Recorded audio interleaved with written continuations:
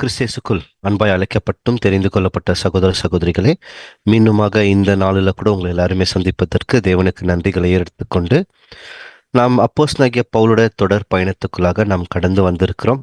அந்த வகையில பவுலின் 3ஆம் பயணத்துக்குள் நம்ம ஏற்கனவே உள்ள வந்துட்டோம். இதுதான் அவர் அவர் சபைகளை சந்திக்கிற ஒரு கடைசி பயணம். இங்கிருந்து அவருடைய பயணம் வேற மாதிரி தொடங்க போகிறது. நம் கடந்த பாகத்துல நம்ம என்ன பார்த்தோம்னு பார்க்கறதுக்கு முன்னாடி, இன்னைக்கு அப்போஸ்தலனாகிய பவுல் அவர் எதற்காக அழைக்கப்பட்டாரோ, எதற்காக பிடிக்கப்பட்டாரோ, அதோட நோக்கம் நிறைவேறி அடுத்தடுத்து படியில் போகிறது தான் பவுலுடைய பயணம். இங்கிருந்து அப்படிதான் தொடங்கும். கடந்த பாகத்துல ஏற்கனவே நம்ம படிச்சிருக்கிறோம். அப்போஸ்தலனாகிய பவுல் எங்க வந்திருக்காருன்னா, எபேசு பட்டணத்துல அங்க நின்று அங்கத்துல இருந்து மிலித்தாஸ் அப்படின்ற ஒரு ஒரு தீவு, எபேசு கிட்ட நிக்க மாட்டார், மிலித்தாஸ் அப்படின்ற அந்த தீவு கிட்ட வருவாரு. அங்க வந்த உடனே இவர் எதை நோக்கி போயின்னு இருக்கிறாருன்னா, பெந்தேகோஸ்து பண்டிகை எருசலேம்ல வரப்போது அதை நோக்கி போயின்னு இருக்கிறாரு. கூடவே இந்த சபைகளுக்காக கொடுக்கறதுக்கு சில பணத்தையும் இவர் கூட வைத்து கொண்டு நிற்கிறாரு. ரொம்ப வேகமா போகணுன்ற முடிவுல இருக்கிறாரு. அப்போ அங்க இருக்கும்போது எபேசு பட்டணத்துல இருக்கிற மூப்பர்கள் எல்லாத்தையும் வர வச்சு இவர் இந்த மிலித்தாஸ் தீவுல சந்திக்கிறார். அப்போ எல்லாருமே சந்திக்கிறாங்க. சந்திச்சிட்ட உடனே அப்போஸ்தலனாகிய பவுல் சொல்றாரு, இதுதான் நீங்கள் என்னை பார்க்கிற கடைசி முறை அப்படின்னு சொன்ன உடனே எல்லாம் அங்க வந்த மூப்பர்கள், அதாவது சபையை வழி நடத்துறவர்கள் எல்லாம் பவுலை கட்டி பிடிச்சி முத்தம் கொடுத்து அவர் கூடவே ஜெபம் பண்ணி அங்கத்துல இருந்து அப்போஸ்தலனாகிய பவுல் பயணமாக கப்பல் ஏறி போக தொடங்கினார். இது வரைக்கும் தான் நம்ம கடந்த பாகத்துல நம்ம பார்த்தோம். இப்போ பவுல் இந்த இடத்துல ரொம்ப பெரிய கப்பல் அல்ல, ஒரு சின்ன படகு தான். அந்த படகுல தான் இவர் பயணமா வராரு. இப்போ எங்க வராரு அப்படின்னு பாத்தீங்கன்னா, இந்த மிலித்தாஸ் அப்படின்னு சொல்லப்படுற இடத்தை விட்ட உடனே அங்கத்துல இருந்து நேரா இவங்க இந்த ரோதா அப்படின்னு சொல்லப்படுகிற இன்னொரு சின்ன தீவு இருக்கு, ரோதா தீவு. அங்க ஏன்னா ஒரு சின்ன படகு தான் அது. அங்கத்துல இருந்து எங்க போவாங்கன்னு பாத்தீங்கன்னா, இந்த பத்தாரா அப்படின்னு சொல்லப்படுற இன்னொரு இடத்துக்கு போவாங்க. இங்கதான் இவங்களுக்கு ஒரு பெரிய படகு கிடைக்கும், பெரிய கப்பல் கிடைக்கும். அந்த கப்பல் ஏறி அங்கத்திலிருந்து இவர் ஜெருசலேம் போறதுக்கு பயணமா போவாரு. அவர் வர வழியில சீப்ரு தீவை தாண்டி வருவார். இந்த சீப்ரு ஞாபகம் இருக்குங்களா? இங்க இருக்கு பாருங்க, இந்த சீப்ரு தீவு. இதைத்தான் அப்போஸ்தலனாகிய பவுல் முதல் பயணத்துக்குள் போகும்போது இங்க வந்திருக்குவாரு. இது பர்னபாவுடைய வீடு இங்கதான் இருந்திருக்கும். இங்க இருந்து இவங்க கடந்து நேரா எங்க வராருன்னு பாத்தீங்கன்னா, இந்த தீர்வு அப்படின்னு சொல்லப்படுற சிரியா தேசத்துல இருக்கிற டயர் அப்படின்ற தீர்வு தேசத்துக்கு இங்க நிக்குது இவருடைய கப்பல். இப்ப இங்க என்ன நடக்குதுன்னா, இந்த கப்பல் இது கப்பல்ல மக்களும் ஏறுவாங்க, அதே நேரத்துல சில வர்த்தக வணிகத்தையும் எடுத்துன்னு வரோம் இல்லைங்களா? பொருட்கள் எல்லாத்தையும் எடுத்துன்னு வரோம். அந்த பொருள் எல்லாத்தையும் இந்த தீர்வுன்ற இந்த பட்டணத்துல எல்லாமே அன்லோடிங் பண்ணும். அதாவது அந்த அந்த பொருள் எல்லாத்தையும் எடுத்து கொடுக்கணும். அதுக்கு எவ்வளவு நாள் ஆயிருக்குன்னு பாத்தீங்கன்னா, ஒரு வாரம் ஆயிருக்கு. அப்போ இந்த இடத்துல இந்த கப்பல் வந்த உடனே பவுல் சும்மா இருக்கிறது இல்லை. ஏன்னா ஒரு வாரம் அங்கதான் நிக்குது கப்பல். அதனால அங்கிட்ட இருந்து இவர் இறங்கி நேரா எங்க போறாருன்னா, அங்க இருக்கிற சில விசுவாசிகள் யாராவது இருக்கிறாங்களா, கிறிஸ்துவை ஏற்றுக்கொண்டு அங்க பின்பற்றி வருகிறவர்கள் யாருன்னா இருக்கிறாங்களான்னு தேட தொடங்குறாரு. அப்போ நிறைய பேர் அவருக்கு அங்க இடத்துல கிடைச்சிருக்கிறாங்க. நிறைய பேர் கண்டடைஞ்சிருக்கிறாரு. இவங்களாம் யாருன்னு பாத்தீங்கன்னா, ஏற்கனவே ஆரம்ப கட்டத்துல சபைக்கு ஒரு பெரிய பிரச்சனை வந்தது, ஞாபகம் இருக்குங்களா? அப்போஸ்தலர்கள் 8ஆம் அதிகாரத்துலலாம் ஸ்தேவானுடைய மரணத்துக்கு பின்னாடி அங்க இருக்கிற மக்கள் அங்கங்க ஓடிடுவாங்க. அந்த ஒரு கூட்டம் தான் இங்கேயும் வந்திருக்குவாங்க. இப்ப பவுல் இவங்களை கண்டுபிடிச்சுக்குவாரு. கண்டுபிடிச்ச உடனே அங்க இருக்கிற சில தீர்க்கதரிசிகள் அப்படின்னு சொல்லப்பட்டிருக்கும். சில பேர் அவங்க மேல தேவனின் ஆவி இருந்திருக்கும், பரிசுத்தாவி. அவங்க என்ன சொல்லுவாங்கன்னா, அப்போஸ்தலனாகிய பவுலை குறிச்சு, நீங்க ஜெருசலேமுக்கு போகக்கூடாது, நீங்க போவாதீங்க எருசலேமுக்கு அப்படின்னு சொல்லி தீர்க்க தரிசனத்தை சொல்லுவாங்க. ஆனா பவுல் இல்ல நான் போறேன்னு. இதை நல்லா கவனிச்சு பாத்தீங்கன்னா, நிறைய பேருக்கு இது ஒரு கேள்வி இருக்கு. அப்போஸ்தலனாகிய பவுலுக்கு பரிசுத்தாவி நிரம்பின சில பேர் நீங்க எருசலேமுக்கு போவாதீங்கன்னு சொன்னா இவர் போறேன்றாரு, அப்ப இவர் தேவனுடைய சித்தத்துக்கு எதிர்த்துல நடந்தாரு அப்படின்ட்டு சில பேர் கேள்வியும் அநேக முறை கேட்டிருக்கிறாங்க. ஆனா அது அல்ல. இந்த தீர்க்கதரிசிகள் பரிசுத்தாவினால் நிரப்பப்பட்டு அப்போஸ்தலனாகிய பவுல் எருசலேமுக்கு போனார் என்றால் என்ன நடக்கும்னு சொல்லி தீர்க்க தரிசனம் சொல்லி அவங்களுடைய அன்பின் நிமித்தமாக அப்போஸ்தலனாகிய பவுல நீங்க போவாதீங்கன்னு சொல்லுவாங்க. இது பின்னாடி கூட நம்ம படிக்க போறோம். ஆனா பவுல் இதை கரெக்டா புரிஞ்சுக்கினார். அவர் தேவனின் சித்தம், நான் நிச்சயமாக எருசலேமுக்கு போகணும்னு சொல்லி அங்க நிக்காம நான் கண்டிப்பா போறேன்ட்டு முடிவெடுத்துறாரு. அங்கத்துல இருந்து இவர் போக தொடங்குறாரு. ஆனா அந்த மக்கள் வந்து பவுலை குறிச்சு ரொம்ப ரொம்ப வேதனைப்படுறாங்க. வேதனைனா ரொம்ப மனசு ஒடிஞ்சிருது. ஏன்னா தெரிஞ்சிருது பவுல் வந்து மீண்டும் இவர்கள் பவுலை பார்க்க மாட்டாங்க, இவர் மரணத்தை நோக்கி போய் நிற்கிறாருன்ட்டு தெரிஞ்சு அந்த பட்டணத்துல இருக்கிற சின்ன பசங்கள்ல இருந்து வந்திருக்காங்க பவுலை வழி அனுப்புறதுக்கு. வந்து இவர் கப்பல் ஏறணும் இல்லைங்களா, கப்பல் வரைக்கும் வந்திருக்காங்க. வந்து அங்க இருந்து எல்லாரும் ஜெபம் பண்ணி பவுலை கப்பல் ஏத்தி அனுப்புறாங்க. பாருங்க, இவர் போற ஒவ்வொரு இடத்துலயும் சில இடத்துல ரொம்ப அன்பான சகோதரர்கள் கிடைக்கிறாங்க. ஆனா பல இடத்துல அன்பே இல்லாதவர்கள், சத்தியத்தை ஏற்றுக்கொண்டும் மறுதலித்து போகிறவர்கள் தான் சபை மக்களா இருந்திருக்கிறாங்க. பின்னாடி பவுல் பத்தி ரொம்ப மோசமாலாம் பேசியிருக்கிறாங்க. ஆஹ் பவுல் அங்கங்க போன சபைகள், அதெல்லாம் அவருடைய நிருபத்துக்குள்ள போனா நம்மளுக்கு ஆழமா தெரியும். அங்கத்துல இருந்து பவுல் என்ன பண்றாருன்னா, இந்த தீர்வுல இருந்து அங்கத்துல இருந்து இன்னொரு சின்ன பகுதி இருக்கும், பாட்லிமஸ் அப்படின்ற அந்த பகுதி, அங்க வராரு. அங்க ஒரு நாள் ஆகுது. அங்கத்துல இருந்து அப்படியே பயணமா வந்து இப்போ சிசேரியா பகுதிக்கு வராரு. இங்க ஒரு ரொம்ப விசேஷத்துவ ஒருத்தரை சந்திக்கிறாரு. இவரை பத்தி நம்ம ஏற்கனவே கொஞ்சமா படிச்சிருக்கிறோம். இவர் யாருன்னு பாத்தீங்கன்னா, சுவிசேஷகனாகிய பிலிப்பு. ஞாபகம் இருக்குங்களா? யார் இந்த சுவிசேஷகனாகிய பிலிப்பு? அப்போஸ்தலர்கள் காலகட்டத்துல ஆதி சபையில 7 பேரை தேர்ந்தெடுக்குவாங்க. இந்த பிலிப்பை வந்து நிறைய பேர் அப்போஸ்தலனாகிய பிலிப்புன்னு சொல்லி குழப்பிடுறாங்க. இல்ல இல்ல, இந்த பிலிப்பு வந்து சுவிசேஷகனாகிய பிலிப்பு. இவர் எங்க இருக்கிறாருன்னா இப்போ இந்த சிசேரா பகுதியில இருக்கிறாரு. ஆதி அப்போஸ்தலர்கள் திருச்சபையில ஒரு 7 பேரை தேர்ந்தெடுக்குவாங்க இல்லைங்களா, அதுல ஸ்தேவானும் ஒருத்தரா இருக்குவார். என்னன்னு பாத்தீங்கன்னா, பந்தி விசாரிக்கிறதுக்கு வருகிறவர்களுக்கு சாப்பாடு சரியா பரிமாறப்பட்டதா அப்படின்னு சொல்ற ஒரு காரியத்துக்கு தேர்ந்தெடுக்கப்பட்ட 7 பேர்ல ஒருத்தர் ஸ்தேவானு, இன்னொருத்தர் இங்க பிலிப் இருக்கிறார். இப்போ நேரா அப்போஸ்தலனாகிய பவுல் யாரை சந்திக்கிறாருன்னு பாத்தீங்கன்னா, பிலிப்பை சந்திக்கிறாரு. இப்போ பிலிப்பை குறிச்சு நம்ம கொஞ்சமாக உள்ள போலாம். ஒவ்வொரு வசனமா வாசிக்க தொடங்கலாம். அப்போஸ்தலர்கள் 6 அதிகாரம் 5 வசனம். இந்த யோசனை சபையார் எல்லோருக்கும் பிரியமாயிருந்தது. அப்பொழுது விசுவாசமும் பரிசுத்த ஆவியும் நிறைந்தவனாகிய ஸ்தேவானையும் பிலிப்போவையும் பிரகோரையும் நிக்கோரானையும் தீமோனையும் போதும். பர்மெனாவையும். அப்போ யார் அங்க அந்த இடத்துல இருக்கிறதுன்னு பாத்தீங்கன்னா, பிலிப்பு. ஞாபகம் இருக்குங்களா? இப்போ பிலிப்பு தான் இங்க வந்திருக்கிறாரு. இவர் ஒரு சுவிசேஷகனா இருக்கிறாரு. இவருடைய பிரசங்கம் எப்படி இருந்திருக்குதுன்னு பாத்தீங்கன்னா, பிலிப்போட பிரசங்கம் ரொம்ப ரொம்ப தைரியமா பிரசங்கம் பண்ணியிருக்கிறாருங்க. அந்த உபத்திரவ காலம் நடந்த உடனே, இதெல்லாம் யார் மூலியமா நடக்கிற உபத்திரவம்னா, அப்போஸ்தலனாகிய பவுல் இப்போ, ஆனா முந்தின காலகட்டத்துல இவர் சவுலா இருந்தார் இல்லையா, சவுல் காலப்பகுதியில வந்து அநேக விதமான உபத்திரவம் சபை மக்களுக்கு கொடுத்துனே வந்தார். அந்த உபத்திரவத்துல பிலிப்பும் என்ன பண்ணியிருக்காருன்னா, இவர் இருக்கிற இடத்துல ஜெருசலேம்ல இருக்கவங்க அங்கத்துல இருந்து நிறைய பேர் வெவ்வேறு இடத்துக்கு ஓடி போயிருக்காங்க. அந்த இடம் ஒண்ணு எதுன்னு பாத்தீங்கன்னா சமாரியா. இவர் சமாரியாவுக்கு போய் இவர் எந்த அளவுக்கு பிரசங்கம் பண்ணியிருக்காருன்னா, ரொம்ப தைரியமா பிரசங்கம் பண்ணியிருக்கிறாரு. சில வசனங்கள் பிலிப்பை குறித்து நம்ம வாசிக்க தொடங்கலாம். வாசிக்கலாம் ஒவ்வொன்றாக. அப்போஸ்தலர்கள் 8 அதிகாரம் 4 முதல் வாசிக்கலாம். சிதறி போனவர்கள் எங்கும் திரிந்து சுவிசேஷ வசனத்தை பிரசங்கித்தார்கள். அதுல பிலிப்பு என்ன பண்றாரா? அடுத்த வசனம்.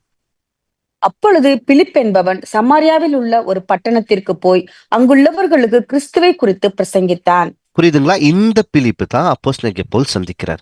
இவர் எந்த அளவுக்கு பிரசங்கம் பண்ணியிருக்காருன்னா, அங்க இருக்கிற மக்கள் எல்லாம் ரொம்ப உற்று கவனிச்சிருக்காங்க பிலிப்பை. அதிகமான வார்த்தைகளையும் வசனத்தையும் அதே நேரத்துல அடையாளங்களையும் அற்புதங்களையும் ஏராளமா பிலிப்பு பண்ணியிருக்கார். எந்த அளவுக்கு அப்படின்னு பாத்தீங்கன்னா, அங்க இருக்கிற நிறைய பிசாசு பிடித்தவர்களை பிசாசை துரத்தி இருக்கிறாரு. பக்கவாதம் வந்தவர்களை சுகமாக்கி இருக்கிறாரு. ஒரு காலகட்டத்துல வந்து சீமோன் என்ற ஒரு மந்திரவாதி இருந்திருக்கோம் அந்த பகுதியில. அந்த சீமோன் என்ற மந்திரவாதியே ஞானஸ்தானம் எடுத்து, ஆனா முழு மனமாற்றம் எல்லாம் ஞானஸ்தானம் எடுத்து பரிசுத்தாவி பெற்றுக்கொள்ளாமலே கூட இருந்திருக்குவார். பின்னாடி பேதுரு காலத்துல வந்து திட்டு வாங்கி அதுக்கப்புறமா மனம் மாற்றுதலுக்குள்ள போயிருக்குவார்.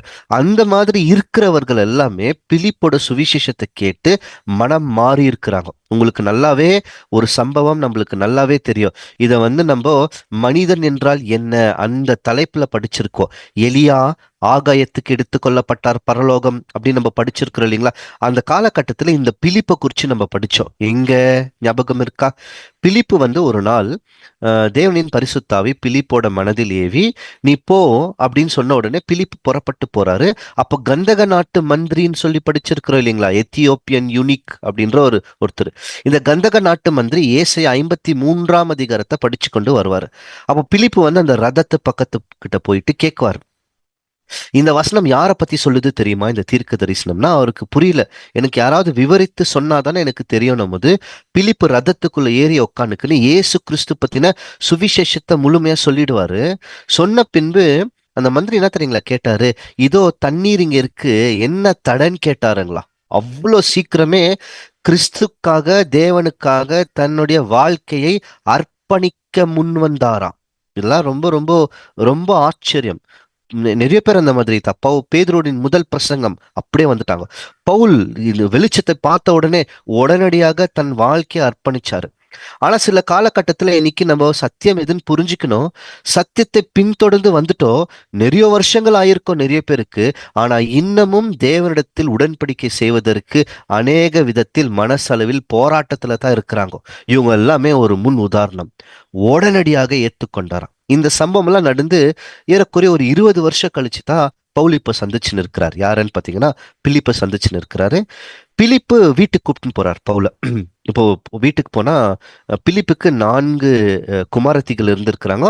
4 பேரும் ஒரு நல்ல தீர்க்கதரிசிகளா இருக்கிறாங்க. அப்போ ஒரு நாள் ரொம்ப நாள் தங்கியிருக்கிறார் பிலிப்பிங்க. ரொம்ப நாள் கடந்து போன பின்பு அகபு அப்படின்னு சொல்லி இன்னொரு தீர்க்கதரிசி வராரு. அவர் யுதயா பகுதியில இருந்து வருவார் இங்க சந்திக்கிறதுக்கு. அப்போ பவுலை பார்த்துட்டு, பவுல் போட்டுன்னு இருக்கிற இடுப்புக்கு கச்சை பெல்ட் கட்டுவாங்க இல்லைங்களா, அந்த கச்சையை கழட்டிக்குன்னு அந்த அகபுன்ற மனிதன் தன் கையையும் காலையும் இப்படி கட்டி கொண்டு, இந்த கச்சையை உடையவர், இந்த கச்சையை கட்டி கொண்டாரே, இந்த கச்சை யாருக்கு சொந்தமானதோ இவரை எருசலேமுக்கு போனார் என்றால் யூதர்கள் இவரை இப்படி கட்டி புறஜாதிகளிடத்தில் ஒப்பு கொடுக்குவார்கள் என்று அப்படியே பண்ணி காமிச்சிருக்குவார். இதை பார்த்த உடனே அங்க இருந்த எல்லாருமே பயந்துட்டாங்க. ரொம்ப ரொம்ப மனதளவுல இப்பதானே கொஞ்சம் நேரத்துக்கு முன்னாடி இவர் முந்தின பட்டணத்துல சொல்லி அனுப்பிச்சிருக்குவாங்க, நீங்க எருசலேமுக்கு போவாதீங்க அப்படின்லாம் அன்பின் நிமித்தமா பேசப்பட்டிருக்கோம். அதுக்கு முன்னாடி பவுல் இந்த எபேசு பட்டணத்துல இருக்கிறவர்களை கூப்பிட்டு சந்திக்கும் போது சொல்லுவாரு, நான் இப்போ எருசலேமுக்கு போறேன், என்ன நடக்க போதுன்னு எனக்கு தெரியாது, ஆனா என் முகத்தை நீங்க மீண்டும் சந்திக்க மாட்டீங்கன்னு சொல்லி வந்திருக்கார். அப்ப கூட இருக்கிற பவுல் கூட இருக்கிற சகோதரர்கள், குறிப்பா லூக்கா, இப்பேற்பட்டவர்களுக்கெல்லாம் என்ன நல்லா தெரியுதுன்னா, அப்போஸ்தலனாகிய பவுல் தன் மரணத்தை நோக்கி முன் தொடர்ந்து நகர்ந்து கொண்டு நிற்கிறார் அப்படின்னு நல்லாவே புரியுது. இப்ப இவங்க என்ன பண்றாங்கன்னா, ரொம்ப பவுல வலியுறுத்துறாங்க, நீங்க தயவு செஞ்சு போவாதீங்கன்ட்டு. ஆங்கிலத்துல எப்படி போடப்பட்டிருக்க வசனம்னு பாத்தீங்கன்னா, கெஞ்சி கேட்டுக்குனாங்களா. நீங்க தயவு செஞ்சு போவாதீங்கன்னு கெஞ்சி கேட்டுக்குனாங்களா. யார் யாரு? ஒரு 2 வசனத்தை வாசிக்கலாம். அப்போஸ்தலர்கள் 21ஆம் அதிகாரம் 12ஆம் வசனம் முதல். இவைகளை நாங்கள் கேட்டபொழுது எருசலேமுக்கு போக வேண்டாம் என்று நாங்களும் அவ்விடத்தாரும் அவனை வேண்டிக் கொண்டோம். அந்த வார்த்தை நல்லா கவனிச்சுங்களா, நாங்களும் அவ்விடத்தாரும். அந்த அவ்விடத்தாரும் யாரு? அங்க இருக்கிறது பிலிப்பு, பிலிப்போட வீட்டாரு அகபு. நாங்களும்னா பவுல் கூட போய் நிற்கிற சகோதரர்கள்.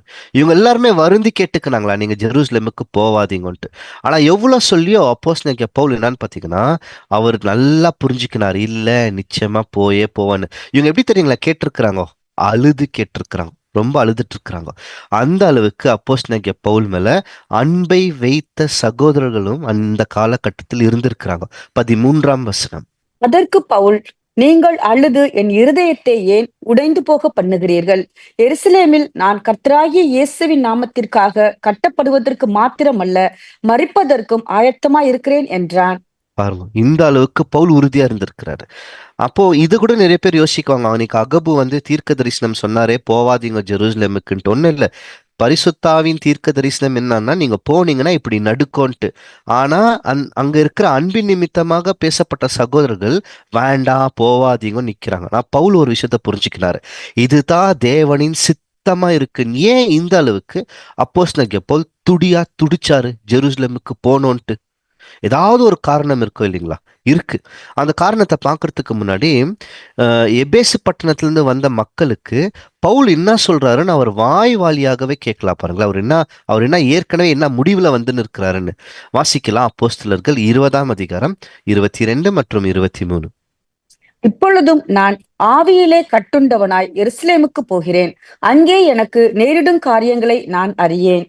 அவர் என்ன தெளிவா சொல்லிட்டாருன்னு பாத்தீங்கன்னா, ஆவியில் கட்டுண்டவனாய் அப்படின்னா என்ன அர்த்தம்னா, பரிசுத்த ஆவியின் வழி நடத்துதல்ல தான் நான் ஜெருசலேமுக்கு போய் நிற்கிறேன்றாரு. வேற ஒண்ணும் இல்லை. அங்க என்ன நடக்குதுன்னு தெரியாது. அடுத்த வசனத்துல உறுதிப்படுத்துவார், பரிசுத்த ஆவி எனக்கு என்ன சொல்லுகிறது அப்படின்னு பாத்தீங்கன்னா, பட்டணத்தோறும் எனக்கு இன்னாதான் இருக்கு, கவலைகள் தான், கஷ்டங்கள் தான், சிறை தான் இருக்கு, ஒவ்வொரு இடத்துல போகும்போதும் எனக்கு இப்படித்தான் இருக்குன்னு சொல்லி அவரு போறதுக்கு மிக முக்கியமான காரணமே என்னன்னு பாத்தீங்கன்னா, அவருடைய அழைப்பு என்னான்ட்டு 24 வசனத்துல சொல்றாரு. இதை நம்ம வாசிக்கலாம். நல்லா இந்த வசனத்தை கொஞ்சம் உற்று கவனிங்க. பவுலோடைய வாழ்க்கையின் அழைப்பு என்னன்னு புரிஞ்சுக்கலாம். வாசிக்கலாம். ஆகிலும் அவைகளில் ஒன்றையும் குறித்து கவலைப்படேன். என் பிராணனையும் நான் அருமையாக எண்ணேன். என் ஓட்டத்தை சந்தோஷத்தோட முடிக்கவும் தேவனுடைய கிருபையின் சுவிசேஷத்தை பிரசங்கம் பண்ணும்படிக்கு நான் கர்த்தராகிய இயேசுவினிடத்தில் பெற்ற ஊழியத்தை நிறைவேற்றவுமே விரும்புகிறேன். அந்த அந்த அந்த வார்த்தை நல்லா கவனிங்க. பவுல் என்ன தெரியுங்களா விரும்பினாரு? நான் இயேசு கிறிஸ்து கிட்ட தேவன் மூலியமாக பெற்றுக்கொண்ட ஒரு ஊழியம் இருக்கு. அந்த ஊழியம் என்னன்னா, சுவிசேஷத்தை மற்றவர்களுக்கு சொல்லணும். இதுதான் என்னுடைய ஊழியம். இந்த ஊழியத்துக்காக நான் நிக்கவே மாட்டேனாருங்களா. ரொம்ப மிக முக்கியமாக இவருடைய ஊழியத்துல பவுல வந்து ஜெருசலேமுக்கு இவர் போகும்போது இவர் என்ன தெரியுங்களா புரிஞ்சுக்கினாரு? நான் ஜெருசலேமுக்கு போனேன், நான் கண்டிப்பா என்னை பிடிச்சிடுவாங்க, என்னை அரெஸ்ட் பண்ணிடுவாங்க, தெரியும் இவருக்கு. ஏன்னா எல்லாம் பண்ணி காமிச்சிட்டாங்க. இப்போ பவுல் எந்த கண்ணோட்டத்துல போறாருன்னா, என்னை பிடிக்கிறது தேவனோட தெய்வீக வழி நடத்துதல்னு புரிஞ்சாரு. எப்படி இதை புரிஞ்சுக்கலாம் இன்னும் ஆழமா? இந்த வசனத்தை நல்லா கவனிங்க. பவுலோடைய அழைப்பு என்னன்னா, சுவிசேஷத்தை மற்றவர்களுக்கு சொல்லணும் இல்லைங்களா? அது யாருக்கு சொல்லணும் அப்படின்னா, அதிகாரிகளுக்கும், ராஜாக்களுக்கும், பெரிய பெரிய அதிகாரத்தில் இருக்கிறவர்களுக்கும், புறஜாதிகளுக்கும், யூதர்களுக்கும் சுவிசேஷத்தை சொல்றதுக்கு தாங்க அப்போஸ்தலனாகிய பவுல கிறிஸ்து அழைத்தாரு. இந்த அழைப்பை அவர் புரிஞ்சுக்கினாரா? ஆஹா, என்னுடைய அழைப்பு என்னன்னா, நான் யூதர்களுக்கு சொல்லணும், சொல்லியாச்சு. புறஜாதிகளுக்கு சொல்லணும், சொல்லியாச்சு. சில அதிபதிகளுக்கும் நான் சொல்லிட்டேன், செர்கு, பவுல், அப்படி இப்படின்னு சில அதிபதிகளுக்கும் நான் சொல்லிட்டேன். ஆனா இன்னும் நிறைய அதிபதிகள் இருக்கிறாங்கோ, அவர்களுக்கு சொல்லாமல் எனக்கு கொடுக்கப்பட்ட ஊழியம் முடிக்கப்படவில்லைன்ற ஒரு விஷயத்த புரிஞ்சுக்கின்னு, நான் செத்தாலோ பரவாயில்ல, என் மேல் கொடுக்கப்பட்ட கடமையை நான் நிறைவேற்றாமல் நான் போக மாட்டேன்னு சொல்லி மரணத்தை எப்படி இவர் பயன்படுத்திக்கினாருன்னு பார்த்தீங்கன்னா, தன் மரணத்தை ஆதாயமா பயன்படுத்திக்கின்னு, அது ஒரு வாய்ப்பாய் பயன்படுத்திக்கின்னு ராஜாக்களுக்கு சுவிசேஷம் சொல்ல போகிறார். இதுதான் இவருடைய மிகப்பெரிய நோக்கம்.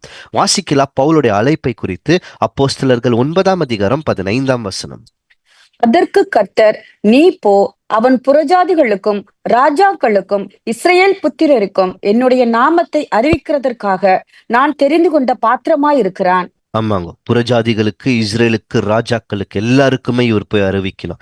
இந்த வாய்ப்பை பவுல் நலவ விடல, புரிஞ்சுக்கினார். ஏன்னா பவுல் அரெஸ்ட் பண்ண உடனே முதல் ஆலோசனை சங்கத்துக்கு முன்னாடி எடுத்துன்னு போய் நிக்க வைக்குவாருங்க. இது நம்ம அடுத்த வாரம் பார்க்குவோம். ஆலோசனை சங்கத்தையே 2ஆ ஒடிச்சிடுவாரு. ஒரே ஒரு வார்த்தை பேசுவாரு. அந்த வார்த்தையில பவுலுக்கு விரோதமா வந்தவர்கள் அவங்களுக்குள்ளவே சண்டை போட தொடங்கிடுவாங்க.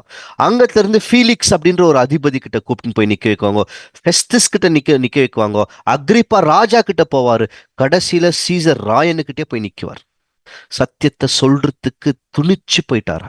நான் செத்தாலோ பரவாயில்ல, நிச்சயமா எனக்கு கொடுக்கப்பட்ட வேலையை முடிக்கணும்ன்ற கண்ணோட்டத்துல போனாரா. அன்னைக்கு அந்த வசனத்தை வாசிக்கலாம். இவருக்கு வந்த தரிசனமே என்னன்னு பாத்தீங்கன்னா, கண்டிப்பா நீ ரோமுக்கு போவ, நீ கண்டிப்பா நின்னு சத்தியத்தை சொல்லுவேன்ட்டு இவருக்கு ஏற்கனவே தரிசனங்கள் பின்னாட்கள் கொடுக்கப்பட்டிருக்கும். இதெல்லாம் பவுல் பிடிச்சு கொண்டு தான் என்ன பண்றாருன்னா, பவுல் என்ன தெரியுங்களா புரிஞ்சுக்கினாரு? நான் எங்க இருக்கணும்னு கரெக்டா தேவன் தீர்மானிச்சிட்டார். தேவன் என்னை எங்க இருக்கணும்னு தீர்மானிச்சாரோ அந்த இடத்துல நான் இருக்குவேன் முடிவு பண்ணி போனாருங்களா. அநேக நேரத்துல நமக்கோ நம்ம போய் நிற்கிற பாதைகள் தெரியாது, நம்ம போய் நிற்கிற வழிகள் தெரியாது. அது ஆபத்தை நோக்கி போய் நிற்கும் சில எச்சரிப்பும் நம்மளுடைய வாழ்க்கையில் கொடுக்கப்படும். ஆனா அதுதான் தேவனின் சித்தம்னு புரிந்து கொண்டவர்கள் அதை முன்னோக்கி போயிடுவாங்க. அதுதான் அவங்களுடைய அழைப்பு. இதெல்லாமே சாதாரணமான கிறிஸ்தவர்கள் பண்ண முடியாதுங்க. அதனால தான் இந்த வாய்ப்பு, இந்த அழைப்பே ஒரு மகா மேன்மையான அழைப்பு. இதை புரிந்து கொள்ளுகிறவர்கள் பவுலை போல் பின்தொடர்ந்து கிறிஸ்துவை முன்னோக்கி போயிடுவாங்களாம். இந்த சம்பவம் நடந்து முடிஞ்ச உடனே நிறைய பேர் அவங்கள பவுலை தடுத்து நிக்க முடிவு பண்ணாங்க, கூட இருக்கிறவர்கள். ஆனா ஒரு விஷயம் புரிஞ்சுக்கினாங்க, இனி பவுலை நம்ம தடுக்க முடியாது, பவுல் தேவனின் சித்தத்தை தான் செஞ்சுன்னு இருக்கிறாருன்னு சொல்லி இவங்க என்ன தெரியுங்களா பண்றாங்க? இவங்க பவுலை தடுத்து நிக்க வைக்கிறத விட்டு தேவனின் சித்தத்தின்படி நடுக்கட்டோன்னு சொல்லி விட்டுட்டாங்களாம். என்ன நடந்தாலும் தேவனின் சித்தத்தின்படி நடக்கட்டும்னு விட்டுட்டாங்களா? எவ்வளவு நேரத்துல நாம இந்த மாதிரி முடிவெடுக்குவோம், தேவனின் சித்தத்தின் பிரகாரம் நடக்கட்டும்ட்டு? அநேக நேரத்துல நான் சுய முடிவெடுத்துருவேன். இவங்க சொல்லி பார்த்துருக்குறாங்க, அப்புறமா புரிஞ்சுக்கிறாங்க, இல்ல இல்ல இது தேவனின் சித்தம் இல்ல, தேவனின் சித்தம் என்ன இருக்குதோ அது நடக்கட்டும்னு விட்டாங்களாம். அங்கத்திலேருந்து பவுல் வந்து அவருடைய துணிமணிகள் எல்லாத்தையும் எடுத்துக்கொண்டு நேரா இப்போ ஜெருசலேமுக்கு வந்துடுறாருங்க. இங்க ஒரு பெரிய பிரச்சனையே நடந்துருது. பவுல் எருசலேமுக்கு வராரு. ஒரு பெரிய பிரச்சனை அவருக்கு முன்னாடி காத்து கொண்டு நிற்கிறது. ஏன்னா காத்து நிற்குதுன்னா, இவர் நேரம் அதுக்கு முன்னாடி கொஞ்சம் அந்த சின்ன சின்ன சிசிரா பகுதிகளுக்கெல்லாம் போவாரு. ஆனா நேரா நம்ம அந்த முக்கியமான விஷயத்துக்கு வரலாம். ஜெருசலேமுக்கு வந்த உடனே அங்க ஒருத்தரை சந்திக்கிறதுக்கு போவார். யாருன்னா அவர் தான் நம்முடைய ஆண்டவராகிய இயேசு கிறிஸ்துவின் சகோதரனாகிய யாக்கோபு. யாக்கோபு தான் அன்னைக்கு இருந்த கிறிஸ்தவர்களை ஒரு தலைமை பொறுப்புல இருந்து எல்லாருமே வழி நடத்தினார். தலைமை பொறுப்புனும் போது அதிகாரம் அல்ல, சரியான ஆலோசனைகளை கொடுக்கறதுக்கு யாக்கோபும் கூட பேதுரும் நிறைய நேரத்துல இருக்கிறாங்க. இப்ப பவுல் கழிச்சு வந்திருக்கிறார் 3ஆம் பயணத்துல. பேதுரு இல்லை, இங்க யாக்கோப் மட்டும் தான் இருக்கிறாரு. யாக்கோபை சந்திக்கிறாரு. இன்னும் சில எருசலேம்ல இருக்கிற சில வயதுல மூத்தவர்கள் எல்லாம் இருக்கிறாங்க. போய் நின்று பவுல் என்ன பண்றாருன்னா, எல்லாருக்கும் அவருடைய விஷயங்களை சொல்றாரு.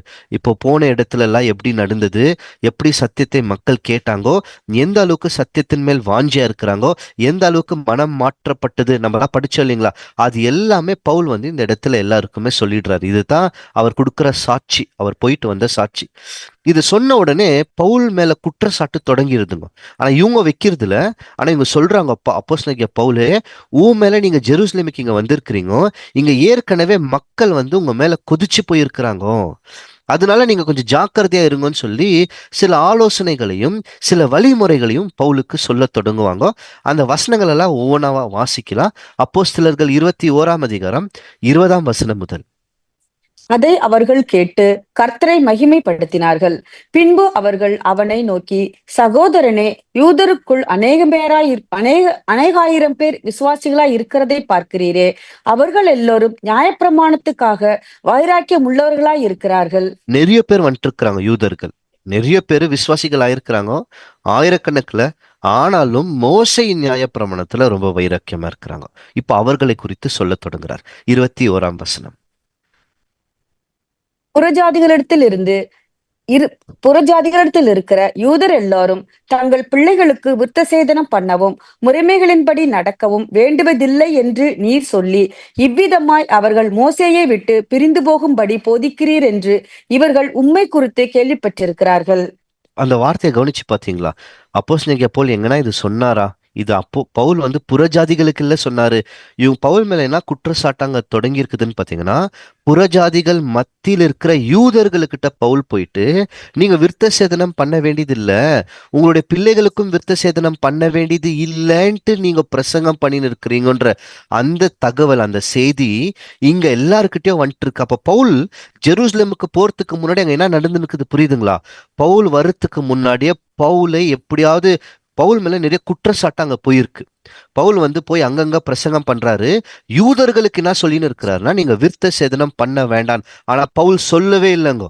அப்போஸ்தலனாகிய பவுல் வந்து புறஜாதிகளுக்கு சொல்லின்னு வந்தாரு, நீங்க வந்து நியாயப்பிரமாணத்தின் பிரகாரம் நீங்க செய்ய வேண்டியது இல்லைன்னு. ஏன்னா இந்த கட்டளைய அப்போஸ்தலனாகிய பவுல் வந்து பேதுரு கிட்ட இருந்தையும் யாக்கோபு கிட்ட இருந்தா பெற்றுக்கொண்டிருக்குவார். இதை நம்ம படிச்சிருக்கிறோம். பவுலின் முதல் பயணத்தை முடிச்சு கொண்டு வந்த உடனே ஜெருசலேம் ஆலோசனை சங்கத்துக்கு போவார், ஞாபகம் இருக்குங்களா? அங்கத்துல இருந்து கட்டளை பெற்றுக்கொண்டு தான் அவருடைய 2ஆம் பயணத்தை தொடங்கி இருக்குவாரு. அப்போ பவுல் மேல ஒரு பொய்யான குற்றச்சாட்டு ஓடின்னு இருக்கு. அப்போ அவங்க ஆலோசனை பண்றாங்க, இப்போ என்ன பண்ணலாம், இந்த மாதிரி ஒரு பவுல் மேல ஒரு குற்றச்சாட்டு இருக்கே, பவுல் வந்து யூதர்களை நியாயப்பிரமாணத்தை நீ கை கொள்ளாதன்னு சொல்லலன்னு சொல்லி இந்த யூத மக்களுக்கு நம்ம எப்படி செய்கையில காமிக்கலான்னு சொல்லி ஒரு முடிவெடுத்தாங்க அங்க இருக்கிற எல்லார்களும். என்ன முடிவெடுக்கிறாங்கன்னா, இதோ எங்களோட ஒரு 4 பேர் இங்க இருக்கிறாங்க, இந்த 4 பேரும் விருதத்தை ஒரு ஒரு ஒரு விருதத்துல இருக்கிறாங்க. இது அநேகமா நஸ்ரேன் விருதமா இருக்கணும். ஒரு விருதத்துல இருக்கிறாங்க. இந்த விருதத்தை எப்படியாவது இவங்க முடிக்கணும். நீ என்ன பண்ணு, இந்த 4 பேரை நீங்க கூப்பிட்டு கொண்டு, பவுலுக்கு ஒரு ஆலோசனை கொடுக்குறாங்க, இந்த 4 பேரை நீங்க கூப்பிட்டு கொண்டு நீங்க ஜெருசலேம்ல இருக்கிற ஆலயத்துக்கு போங்க, போய் இந்த 4 பேரோட சுத்திகரிப்புக்கு தேவையான பணத்தை நீங்களே கட்டுங்க. அப்போ யூதர்கள் எல்லாருமே பார்த்து என்ன சொல்லுவாங்கன்னா, ஓ, இவர் நியாயப்பிரமாணத்தை யூதர்களை உடைக்க வேண்டான்னு சொல்லல, மாறாக யூதர்கள் நியாயப்பிரமாணத்தை நிறைவேற்றுறதுக்கு இவரே கூட இருக்கிறாரேன்னு சொல்லி உங்களை எதிர்க்க மாட்டாங்கோ இங்கன்ட்டு ஒரு ஆலோசனையும் கொடுக்குறாங்க. சரி, அப்போஸ்தலனாகிய பவுலும் என்ன பண்றாருன்னா, அதை கேட்டுக்கொண்டு நேரா இந்த 4 பேரை கூட்டி கொண்டு எங்க போறாருன்னா ஜெருசலேமுக்கு போறார். ஆனா இவங்க சொல்லுவாங்க, புறஜாதிகளுக்கு பவுல் இந்த மாதிரி யூதர்கள்கிட்ட இந்த மாதிரி பேசியே இருக்க மாட்டாருங்க. வெறியோ புறஜாதிகள்கிட்ட தான் சொல்லியிருக்குவார், நீங்க விக்கிரகத்துக்கு வழி விலக்கி இருக்கணும், அசுத்தமானது தொடக்கூடாது, அதுக்கப்புறமா நீங்க விருத்த சேதனம் பண்ணக்கூடாது அப்படின்லாம் யாருக்கு கொடுக்கப்பட்ட கட்டளைனா புறஜாதிகளுக்கு. அதை இவர் தெளிவா கை கொண்டாரு. ஆனா இப்படி தாங்கோ, நன்மை செய்தாலும் தவறான விஷயங்கள் சொல்லாததெல்லாம் சொல்லி ஒருத்தங்களுடைய பேரை பாதிக்கிறதுனா எப்ப தெரியுங்களா நடக்கும்? உண்மையா எப்போ ஒரு மனுஷன் உண்மையாக சத்தியத்துக்கு நின்று சத்தியத்தை சொல்றாங்களோ, அப்ப சத்தியத்தை எதிர்த்து ஒன்றும் பேச முடியாது. மாறாக சத்தியத்தை சொல்லுகிறவர்களுடைய பேரை கெடுத்து வைக்குவாங்க. இது நம்மளுடைய வாழ்க்கையில அநேக நேரத்துல நடக்கும்.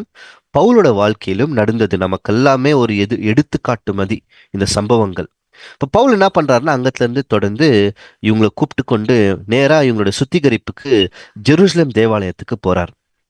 போய் அங்க 7 நாள் நடக்குதுங்க. இவங்களை சுத்திகரிப்பெல்லாம் அறிவிச்சுறாரு.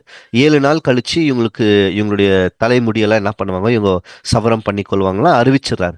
இது அறிவிச்சுட்டு இந்த 7 நாள் கிட்ட வருது. ஏறக்குறைய அப்போஸ்தலனாகிய பவுல் ஜெருசலேமுக்கு ஒரு 9 நாள் கிட்ட தான் இருக்காங்க. அதிகபட்சம் 9 நாள் தான். அந்த 9 நாளுக்குள்ளவே பவுலை பிடிச்சிடுறாங்க. இததான் ஏற்கனவே பவுலுக்கு முன் அடையாளமா சொல்லப்பட்டிருக்கும், ஜெருசலேமுக்கு போனீங்கன்னா நீங்க மாற்றுறீங்க. ஆனாலும் பவுலுடைய மனசுல என்னன்னா, இதுதான் தேவனின் சித்தம், இந்த வாய்ப்பை நான் பயன்படுத்திக்கணும்னு வந்தாரே தவிர பயப்பட்டு வழி விலகி போல. இப்போ பவுல் ஆலயத்துல இருக்கிறத சில யூதர்கள் என்ன பண்ணிருக்காங்கன்னா வந்திருக்குவாங்க. சில யூதர்கள் பவுல் அந்த நாள் அன்னிக்கே ஒரு புறஜாதி மனுஷனோட பார்த்திருக்குவார். அவர் பேர் ட்ராம்ஃபிஸ் அப்படின்ற ஒரு மனுஷன். அவர் எபேசு பட்டணத்துல இருந்து வந்திருக்குவார். பவுல் அன்னைக்கு காலையில பகுதியில அந்த மனுஷனோட இருந்திருக்குவார், வெளியே இருந்திருக்குவார். இந்த பவுலை இந்த புறஜாதியோட பார்த்த உடனே இந்த யூதர்கள் என்ன நினைச்சிட்டாங்கன்னா, ஓ, அப்போஸ்தலனாகிய பவுல் புறஜாதிகள் எல்லாத்தையும் நம்மளோட ஜெபாலயத்துக்குள்ள கூப்பிட்டுன்னு இருக்கிறாரு அன்னைக்கே தீர்மானிச்சிட்டாங்க அப்பவே. அடுத்த அதே நாள் பவுல் தேவாலயத்துக்குள்ள வந்திருக்குவார். தேவாலயத்துல பாத்துருவாங்க. பார்த்த உடனே ஒரே கூக்குரல் போட்டாங்களா, இஸ்ரேல் மக்களே எங்களுக்கு உதவி செய்யுங்கோ. இந்த மனுஷன் யாரு? பவுல். இந்த மனுஷன் நம்முடைய ஜனங்கள் எங்கெங்க யூதர்கள் இருக்கிறாங்களோ எல்லார்கிட்டயும் போய் மோசையின் பிரமாணம் வேண்டாம், அதுக்கு நீங்க மோசையின் பிரமாணத்துக்கு கீழ்ப்படியாதீங்கன்னு சொல்லி மாறுபாடானவைகளை போதிக்கிறது மட்டும் அல்லாமல் இந்த அந்நியர்களை, புறஜாதிகளை நம்மளுடைய ஆலயத்துக்குள்ள கூட்டி கொண்டு ஆலயத்தை அசுத்தமாக்கின்னு இருக்கிறான்னு சொல்லி ஒரு பெரிய குற்றச்சாட்டை பவுல் மேல வச்சுட்டாங்க அன்னைக்கு. எந்த அளவுக்கு குற்றச்சாட்டு நடந்ததுன்னு பாத்தீங்கன்னா, ஜெருசலேமே ஒரு பெரிய கலகம் அன்னைக்கு பார்த்தோம் இல்லைங்களா? அப்போ நம்மளுக்கு பவுலை தேடிக்கொண்டு தீனால் அந்த பகுதியெல்லாம் கூட்டி கொண்டு போய் இவங்களை ஆம்பி தியேட்டர்ல எல்லாம் நிக்க வச்சு, ஞாபகம் இருக்கா இந்த சம்பவம் எல்லாம்? அந்த மாதிரி ஒரு முழு பட்டணமே இன்னைக்கு பவுலுக்கு எதிர்த்து முன்னாடி நின்று இருக்கு. ஜெருசலேம்ல இருக்கிற எல்லா யூதர்களும், இவங்க எருசலேம்ல வந்த யூதர்கள் எல்லாம் பெரிய கலகம் பவுலை பிடிச்சி பவுலை அடிச்சு அவரை இழுத்து கொண்டு போய் ஆலயத்துக்கு வெளியே இழுத்துன்னு போய் ஆலயத்தோட வாசல் கதவெல்லாம் மூடி பவுலை சாகடிச்சிடலான்னு அடிச்சுன்னு இருக்கிறாங்க. இன்னும் கொஞ்ச நேரம் விட்டு இருந்தா பவுல் செத்துட்டு இருக்குவார். அந்த அளவுக்கு பவுலை நல்லா அடிக்கிறாங்க. இந்த பிரச்சனை எந்த அளவுக்கு போகுதுன்னு பாத்தீங்கன்னா, அங்க எருசலேம்ல இருக்கிற ரோமர்களுடைய சேனாபதி காதுக்கே போயிடுதான். அப்ப எவ்வளவு பிரச்சனை இருக்கணும், எவ்வளவு கலகமா இருக்கணும். ஒரு மனுஷன் பவுல் சுத்தி ஒரு பட்டணத்தின் மக்களே நிக்கிறாங்களா. இந்த மாதிரி நம்மளுக்கு நடக்கிறதே இல்லை. இன்னைக்கெல்லாம் நான் ஒரு மனுஷன் ஒரு 5 பேர் என்னை எதிர்த்து நின்று பேசுவாங்க, ஒரு குடும்பம் என்னை எதிர்த்து நின்று பேசும், அவ்வளவுதான். ஆனா அன்னைக்கு முழு பட்டணமே, இன்னும் சொல்ல போனா பவுலுடைய சொந்த இனம், அவங்க எல்லாமே யூதர்கள், சொந்த மக்கள், இதெல்லாம் கிறிஸ்துக்கு நடந்தது பாருங்க. கிறிஸ்து அவருடைய சொந்தமான இடத்தில் வந்தார், அவருடைய சொந்தமானவர்களோ அவரை ஏற்றுக்கொள்ளவில்லை. இதெல்லாம் வாசிக்கிறோம். இங்க கூட அதே தான் நடக்குது. சொந்தமானவர்களே பவுலுக்கு எதிர்த்து நின்று விரோதமா நின்னாங்களாம். இந்த பிரச்சனை எந்த அளவுக்கு போயிருக்குதுன்னா, வெடிச்சிருக்குதுன்னா, சேனாதிபதி காதுக்கே போயிட்டுக்குது. அந்த சேனாதிபதி ஓடி வரார். ஓடி பார்த்தா பவுலை அடிச்சு இன்னும் கொஞ்சம் நேரம் விட்டு இருந்தாங்கன்னா சாக அடிச்சுட்டுக்குவாங்க. சேனாதிபதி கொஞ்சம் அவர் கூட இருக்கிற சில வீரர்கள் எல்லாத்தையும் கூப்பிட்டுன்னு அங்க பார்த்த உடனே நிக்க வச்சுறாங்க. சேனாதிபதி வருது தெரிஞ்ச உடனே அப்போஸ்தலனாகிய பவுல அடிக்கிறதெல்லாம் நிக்க வச்சுட்டு இப்ப நேரா வந்து இவரு விசாரிக்கிறாரு, என்ன பிரச்சனை, ஏன் வந்து பவுல நீங்க அடிச்சுன்னு இருக்கிறீங்கன்னு கேட்ட உடனே ஒவ்வொருத்தங்க ஒவ்வொன்ன சொன்னாங்களாம். என்ன சொல்றதுன்னே தெரியலங்க, குழப்பம். ஏன்னா பவுல் மேல என்ன குற்றச்சாட்டு இருக்கு வைக்கிறதுக்கு? சரியான குற்றச்சாட்டு இல்ல. இப்போ சேனாதிபதிக்கு என்ன பிரச்சனைன்னு தெரியல, ஆனா ஒரு விஷயம் தெரியுது, பவுல் என்ன பண்ணிட்டாருன்ட்டு. இவரு பவுல என்ன யோசிச்சிருக்குவாருன்னா, ரொம்ப நாட்களுக்கு முன்னாடி அந்த வசனத்தை பின்னாடி வாசிக்கலாம். ரொம்ப நாளைக்கு முன்னாடி ஒரு ஒரு எகிப்தியன் ஒருத்தன் வந்து இந்த ஜெருசலம்ல இருந்திருக்குவான், ஒரு பெரிய கலகக்காரன். அந்த கலகக்காரன் தான் பவுலுன்னு நினைச்சிருக்குவார் இவர், இந்த சேனாதிபதி. அதனால என்ன பண்றாருன்னா, பவுல பிடிச்சுன்னு கோட்டைக்கு கூட்டின்னு போன்னு சொல்லி கோட்டைக்கு கூட்டின்னு போக சொல்றாங்க. அங்க போய் பவுல நம்ம அடிச்சு விசாரிக்கலாம். ஏன்னா இங்க இங்க விட்டா பவுல சாகடிச்சிடுவாங்க, நம்ம விசாரிக்கணும், விசாரிச்சு நம்ம தண்டனை கொடுக்கலாம்னு சொல்லி பவுல கோட்டைக்கு கூட்டின்னு போன அதிகாரம் இது கொடுத்துறாரு, ஆர்டர் கொடுக்குறாரு. இவரு எடுத்துன்னு போங்கன்ட்டு. இப்போ பவுல கோட்டைக்கு கூட்டின்னு போனோம், ஆனா முடியல, அவ்வளோ கூட்டம். பவுல நடுக்க வச்சு கூட்டி கொண்டு போனா பவுல சாகடிச்சிடுவாங்க. அதனால வந்த அந்த கூட வந்தவர்கள், அந்த சேவகர்கள்லாம் என்ன பண்றாங்கன்னா, அப்போஸ்தலனாகிய பவுல தோல் மேல தூக்கின்னு போறாங்களாம். கீழே விட்டா இந்த கூட்டம் நெருக்கடியில பவுல சாகடிச்சு அடிச்சிடுவாங்க. இவங்க பின்னாடி என்ன தெரியுங்களா பவுல சொல்லி கொண்டு போனாங்க, கொலை செய் கொலை செய், அந்த மனுஷனை சாகடி சாகடின்னு சொல்லி கூட்டம் கூடி பின்னாடி கோஷம் போட்டுன்னு போறாங்களாம். இதே மாதிரி கிறிஸ்துக்கு நடந்திருக்கும். சிலுவையில் அறியும், சிலுவையில் அறியும். பவுலுக்கு தான் சொன்னார், என் நாமத்தின் நிமித்தமாக நீ எவ்வளோ துன்பப்படுத்தப்பட போகிறேன்னு உனக்கு பின்னாடி தெரியும்ட்டு. இங்க பவுல் புரிஞ்சாரு. கூட இருக்கிற மக்களே அப்போஸ்தலனாகிய பவுல சாகடி சாகடின்னு கூப்பிட்டுன்னு போறாங்க. சிஸ்டர், நம்ம பைபிளுக்குள்ள போகலாம். அப்போஸ்தலர்கள் 22ஆம் அதிகாரத்துக்குள்ள வந்துரும். இப்போ பவுல் என்ன பண்றாருன்னா, கொஞ்ச நேரம் நிக்கலாம், இந்த மக்களுக்கிட்ட கொஞ்சம் பேசணும்னு சொல்லி அந்த சேனாதிபதி கூட இருக்கிறாரு இல்லைங்களா, அவர்கிட்ட சொல்றாரு, நான் கொஞ்சம் பேசணும்னு சொல்லி சொல்றாரு. பாஷையில பேசுறாரு. பேசின உடனே சேனாதிபதி வந்து ரொம்ப ஆச்சரியப்படுறாரு. உனக்கு கிரேக்க பாஷை தெரியுமா அப்படின்னு சொல்லி அப்ப கேட்கிறாரு. நீ தானே அந்த எகிப்தியன் கலகக்காரன், நீ தானே அது அப்படின்ட்டு இங்க கேட்கிறாரா.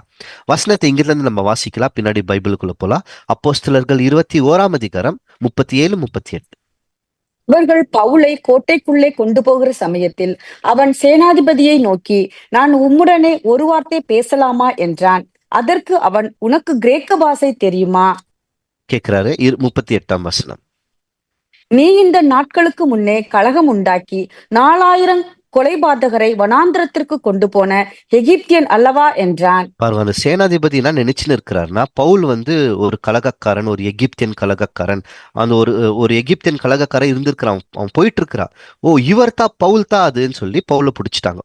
இப்ப பவுல அடிக்கிறதா கூப்பிட்டு போயின்னு இருக்கிறார். அப்ப பவுல் சொல்வார், இல்ல இல்ல, அது நான் அல்ல, நான் யாருன்னு பாத்தீங்கன்னா நானும் ஒரு யூதன் தான். தர்சீசு பட்டணத்துல இருக்கிற ஒரு குடியுரிமை பெற்றுக்கொண்ட ஒரு மனிதன், இன்னும் ரோமன் சொல்லல, ஆனா தர்சு பட்டணத்துல இருக்கிற ஒரு உரிமையில இருக்கிற மனிதன் நானும் ஒரு யூதன் தான். உங்களுக்கு நல்லாவே தெரியாது, ரொம்ப முக்கியமான பட்டணம், அவ்வளவுதான் சொல்லியிருக்குவாரு. இந்த என்னுடைய என்னுடைய ஜனங்க கிட்ட பேசுறதுக்கு எனக்கு ஒரு வாய்ப்பு கொடுன்னு சொன்ன உடனே சரி அந்த சேனாதிபதி கொடுக்குறாரு. சரி, என்னதான் பிரச்சனைன்னு தெரிஞ்சுக்கலாம் இவங்களுக்குள்ளோ அப்படின்னு சொல்லி ஒரு வாய்ப்பு கொடுக்குறாரு. இப்ப நேரா பவுல் போய் அங்க இருக்கிற ஒரு பெரிய படிக்கட்டுல நின்று இஸ்ரேல் மக்களுடைய ஆராமிக் பாஷையில பேச தொடங்குறாரு. பவுலுடைய பிரசங்கத்தை நம்ம வேதத்துல இருந்து வாசிக்கலாம். ரொம்ப நீண்ட பகுதி, கொஞ்சம் கவனமா கேளுங்க. நிறைய விஷயங்களை பவுல் இதுல பேசுவார். அதனால்தான் இதை நம்ம படிக்கலாம் அப்படின்னு சொன்னேன். அப்போஸ்தலர்கள் 22ஆம் அதிகாரம் 1ஆம் வசனத்துல இருந்து 22ஆம் வசனம் வரைக்கும் வாசிக்கலாம். சகோதரரே, பிதாக்களே, நான் இப்பொழுது உங்களுக்கு சொல்ல போகிற நியாயங்களுக்கு செவி கொடுப்பீர்களாக என்றான். இருங்க, அவன் எபிரே இப்போ பவுல் வந்து பேசும்போதே அவங்க என்னன்னு தான் சொல்றாருன்னு பாத்தீங்கன்னா, சகோதரர்களே, பிதாக்களே. அப்போ பவுலுடைய மனசுல இவரை சாகடிக்கணும்னு சொன்ன அந்த ஜனங்களுக்கு இவர் என்ன தெரியுங்களா காமிச்சுன்னு இருக்கிறாரு? அன்பு. இதுதான் எதிரியையும் நேசிக்கிற அன்பு பவுல்கிட்ட வளர்ந்துருக்குது. ஆரம்ப கட்டத்துல இல்ல, ஆனா இப்போ அந்த அன்புல வளர்ச்சி அடைஞ்சிருக்கிறாரு.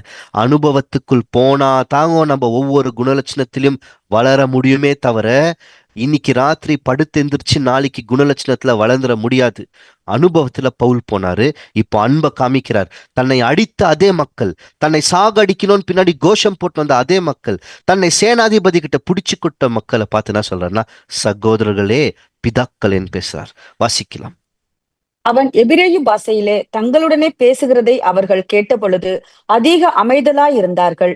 அப்பொழுது அவன், நான் யூதன், சிசிலியா நாட்டில் உள்ள தர்சு பட்டணத்திலே பிறந்து இந்த நகரத்திலே கமாலியலின் பாதத்தருகே வளர்ந்து முன்னோர்களுடைய வேத பிரமாணத்தின்படியே திட்டமாய் போதிக்கப்பட்டு இன்றைய தினம் நீங்கள் எல்லோரும் தேவனை குறித்து வைராக்கியம் உள்ளவர்களாய் இருக்கிறது போல நானும் வைராக்கியம் உள்ளவனாய் இருந்தேன். நான் இந்த மார்க்கத்தாராகிய புருஷரையும் ஸ்திரீகளையும் கட்டி சிறைச்சாலையில் ஒப்புவித்து மரண பரியந்தம் துன்பப்படுத்தினேன். அதற்கு பிரதான அப்படியே சொல்லினே வருவாருங்க. என்னென்ன சொல்வாருன்னு பார்த்தீங்கன்னா, அவர் ஆரம்ப கட்டத்துல தொடங்கினார் இல்லைங்களா, அவருடைய முழு சரித்திரத்தை சொல்வாரு. உங்களை மாதிரி தான் நானும் வைராக்கியமா இருந்தேன். நான் இந்த மார்க்கத்தாருன்னா அன்னைக்கு கிறிஸ்தவர்கள்னு சொல்ல மாட்டாங்க, வழியை பின்பற்றி போன மார்க்கத்தார் அப்படின்னு பேசுவாங்க. அவங்கள அப்படித்தான், கிறிஸ்துவை பின்பற்றவர்கள். இந்த மார்க்கத்தாரை நான் பிடிச்ச, நிறைய பேர் அடிச்ச, ஸ்திரீகளையும் புருஷர்களையும் சிறையில போட்ட, இங்க இருக்கிற பிரதான ஆசாரியர்களுக்கும் மூப்பர்களுக்கும் அதை குறித்து சாட்சி கொடுக்குவாங்கன்றாரு. ஏன்னா அவங்ககிட்ட தானே நிருபத்தை வாங்குறாரு. சொல்றாரு, அவங்ககிட்ட இருந்து நான் நிருபத்தை வாங்கிக்கின்னு தமஸ்குல இருக்கிற யூத சகோதரர்கள்ட்ட போலான்னு நான் போய் இந்த மார்க்கத்தாரை யார் யாரெல்லாம் பின்படுத்துறாங்களோ அவங்கள பிடிச்சிக்கின்னு சங்கிலினால கட்டி அவங்கள கூப்பிட்டுன்னு வந்து தண்டனை கொடுக்கலாம் நான் போயின்னு இருந்தேன். அப்ப தமஸ்குக்கு போகும்போது ஒரு பெரிய வெளிச்சம் என் மேல வந்தது. அந்த வெளிச்சம் வந்த உடனே நான் கீழே விழுந்துட்டேன். விழுந்த உடனே எனக்கு ஒரு சத்தம் கேட்டது, சவுல் சவுல் ஏன் என்னை துன்பப்படுத்துறேன்ட்டு. அப்ப நான் கேட்டேன், ஆண்டவரே நீங்க யாருன்ட்டு. அப்போ அந்த சத்தம் சொன்னது, நான் தான் நாசரேன் ஊராகிய யேசுவா, நீ ஏன் என்ன துன்பப்படுத்துற. இப்போ கவனிங்க, இதெல்லாம் சொல்லினே வராரு. மக்கள் அமைதியா கேட்டுன்னு இருக்கிறாங்க. அப்ப சொல்றாரு, என் கூட சில பேர் வந்தாங்களே தமஸ்கு போகும்போது, அவங்களும் அந்த வெளிச்சத்தை பார்த்தாங்கோ. ஆனா அந்த அந்த அந்த குரல் என்ன சொன்னதுன்னு அவங்களுக்கு புரியலன்றாரு. புரிஞ்சுச்சா? அப்போ பவுலுக்கிட்ட மட்டும் தாங்க பேசியிருக்கிறாரு, மற்றவர்களுக்கு அந்த சத்தமே புரியல. எப்படி இயேசு கிறிஸ்துவோடைய கடைசி பயணத்துல வானத்திலிருந்து ஒரு சத்தம் வந்தது, மகிமைப்படுத்துவேன், இன்னமும் மகிமைப்படுத்துவேன், தேவன் பேசுவாரு. மற்றவர்களுக்கு அது இடி முழக்கம் மாதிரி கேட்டுச்சா? கிறிஸ்துக்கு மட்டும் தான் புரிஞ்சிச்சு. இங்க கூட பவுலுக்கு மட்டும் புரியுது அந்த சத்தம், மற்றவர்களுக்கு புரியல.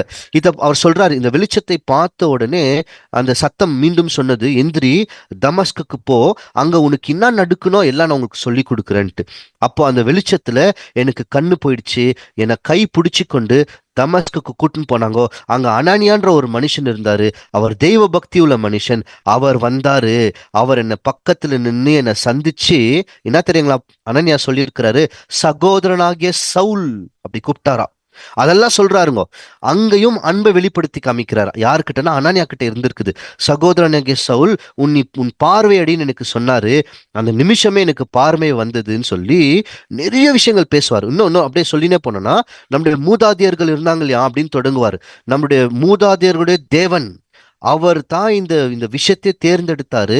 அவர் தான் இந்த சத்தியத்தையும் எனக்கு சொல்லி சொன்னாரு. நான் அதற்காகவே சாட்சி கொடுக்க வந்த, எல்லாரிடத்திலையும் நான் பார்த்ததையும் கேட்டதையும் சாட்சி கொடுக்கணும் அப்படின்னு சொல்லி இன்னும் பேசினே வருவார். நான் ஞானஸ்தானத்துக்காக காத்திருந்த, உடனடியாக ஞானஸ்தானம் எடுத்துக்கின்னு கர்த்தராகிய இயேசு கிறிஸ்து நாமத்துல ஞானஸ்தானம் எடுத்துக்கின்னு ஜெருசலேமுக்கு போய் நான் ஜெபம் பண்ணும் போது நான் ஞான திருஷ்டியில் இயேசு கிறிஸ்துவோட தரிசனத்தை மீண்டும் பார்த்தேன். அப்போ கிறிஸ்து எனக்கு அந்த தரிசனத்துல சொன்னாரு, நீ ஜெருசலேமுக்கு போ, ஜெருசலேமை விட்டுடு, அங்க போ, ஏன்னா இங்க இருக்கிற மக்கள் நீ சொல்றதை கேட்க மாட்டாங்கோ அப்படின்னு சொன்னாரு. நான் அப்போ கூட நான் சொன்னேன், இல்ல இங்க இருக்கிற மக்கள் கேட்குவாங்கோ அப்படின்னு நான் சொன்னேன். இல்ல கேட்க மாட்டாங்கோ அப்படின்னு அவர் சொன்ன உடனே நான் புறப்பட்டு போறதுக்கு தயாராகிறேன். ஆனா இப்ப சொல்றாரு பாருங்க, இப்ப என்ன சொல்லின்னு வருவாருன்னா, என்னை சாகடிக்கிறதுக்கு அன்னைக்கே நிறைய பேர் காத்துன்னு இருந்தாங்கோ, அதனால என்ன தேவன் புறஜாதிகளிடத்தில் அனுப்புனார். இந்த வார்த்தை கேட்ட உடனே திருப்பி கொந்தளிச்சிட்டாங்க. இவ்வளவு பேசினாருங்க, மெய்தா கேட்டாங்க. புறஜாதிகளிடத்தில் என்ன அனுப்புனாருன்னு சொன்ன உடனே கொந்தளிச்சிட்டாங்க. என்ன பண்ணிட்டாங்கன்னு பாத்தீங்கன்னா, அப்போஸ்தலனாகிய பவுல் மேல கீழே இருக்கிற மண் எல்லாத்தையும் எடுத்து தூக்கி போட தொடங்கிட்டாங்களாம். அந்த சாபமெல்லாம் கொடுக்குவாங்க பாருங்க, இன்னைக்கு நீ மண்ணாய் போன்னு சொல்லி, அந்த மாதிரி மண் எடுத்து போட்டு அவங்க போட்டு இருக்கிற துணி எல்லாத்தையும் எடுத்து போட்டு, இந்த மனுஷன் சாகடிக்கப்பட வேண்டும், இந்த மனுஷனை விடவே விடாதீங்கன்னு சொல்லி இன்னும் அதிகமாக கூக்குரல் போட்டாங்களாம். இவ்வளவு பொறுமையா கேட்டாங்க. இயேசு கிறிஸ்து பத்தி பேசுறாரு, பொறுமையா கேட்டுன்னு இருக்கிறாங்க. ஆனா புறஜாதிகளுக்கு இந்த சுவிசேஷம், இந்த சத்தியம் அவர்களுக்கும் போயிருக்குதுன்னு சொன்ன உடனே தாங்க முடியல, தூசிச்சாங்களாம். நிறைய நேரத்துல இது நடக்குதுங்க. நம்மள ஒரு சத்தியத்தை சொல்றோம். எல்லா மனுஷருக்கும் தேவன் ரட்சிப்பின் திட்டத்தை வச்சிருக்கிறாரு. செத்து போனவர்கள் எல்லாருமே உயிரோட வருவாங்கோ. ரட்சிப்பின் திட்டம் நமக்கு மட்டுமல்ல, கிறிஸ்தவர்களுக்கு மட்டுமில்ல, எல்லாருக்கும் இருக்குன்னு சொல்லி பார்த்தா அப்பதாங்க நிறைய பேர் நம்மளை தூசிக்கவே தொடங்குனாங்க. எப்படி சொல்றீங்க நீங்க? தேவன் நரகத்துல எல்லாம் போட்டு எல்லாரையும் வாட்டணும், மனுஷனுடைய கோட்பாடு போட்டு வாட்டணும். நீங்க எப்படி சொல்றீங்க எல்லா மனுஷருக்கும் ரட்சிப்பு இருக்கு, எல்லாருமே கிறிஸ்துவை ஏத்துக்கொள்ளாதவர்கள் எல்லாருமே சாகணும் இல்ல, எல்லாருமே நித்திய அக்னியில போய் வெந்து துடிக்கணும் இல்ல, நமக்கு மட்டும் தானே ரட்சிப்பு, அப்பனா இன்னொரு ரட்சிப்பு இருக்கான்னு சொல்லி நிறைய பேர் ஏத்துக்கிறது இல்லைங்க. கொஞ்சம் பேர் இன்னைக்கு இருக்கிற பாருங்க சத்தியத்துல, கொஞ்சம் பேர் மட்டும் தான் ஏத்துக்குவாங்க எல்லா மனுஷருக்கும் ரட்சிப்பு இருக்குன்னு சொன்னா. ஆனா அது தேவனின் திட்டம். பவுல் கூட அதான் சொல்றாரு, யூதர்கள் ரட்சிக்கப்படணும்னு தேவனின் திட்டம்னு சொன்னா இங்க இருக்கிற மக்கள் கொந்தளிச்சுட்டு பவுலை சாகடிக்கணும்ட்டு கத்துறாங்களாம். இந்த கூச்சல் கேட்ட உடனே சேனாதிபதி முடிவெடுத்துட்டாரு, பவுலை இன்னும் நிக்க வச்சு பேசினா பெரிய பிரச்சனை ஆயிடும்னு சொல்லி பவுலை நேரம் எங்க கூப்பிட்டுன்னு போறாங்கன்னா, கொஞ்சம் பவுலை வந்து மிலார்ல அடிக்கலான்னு சொல்லி பவுலை கூப்பிட்டுன்னு போய் தொழுவ மரத்துல கட்டுறாங்க.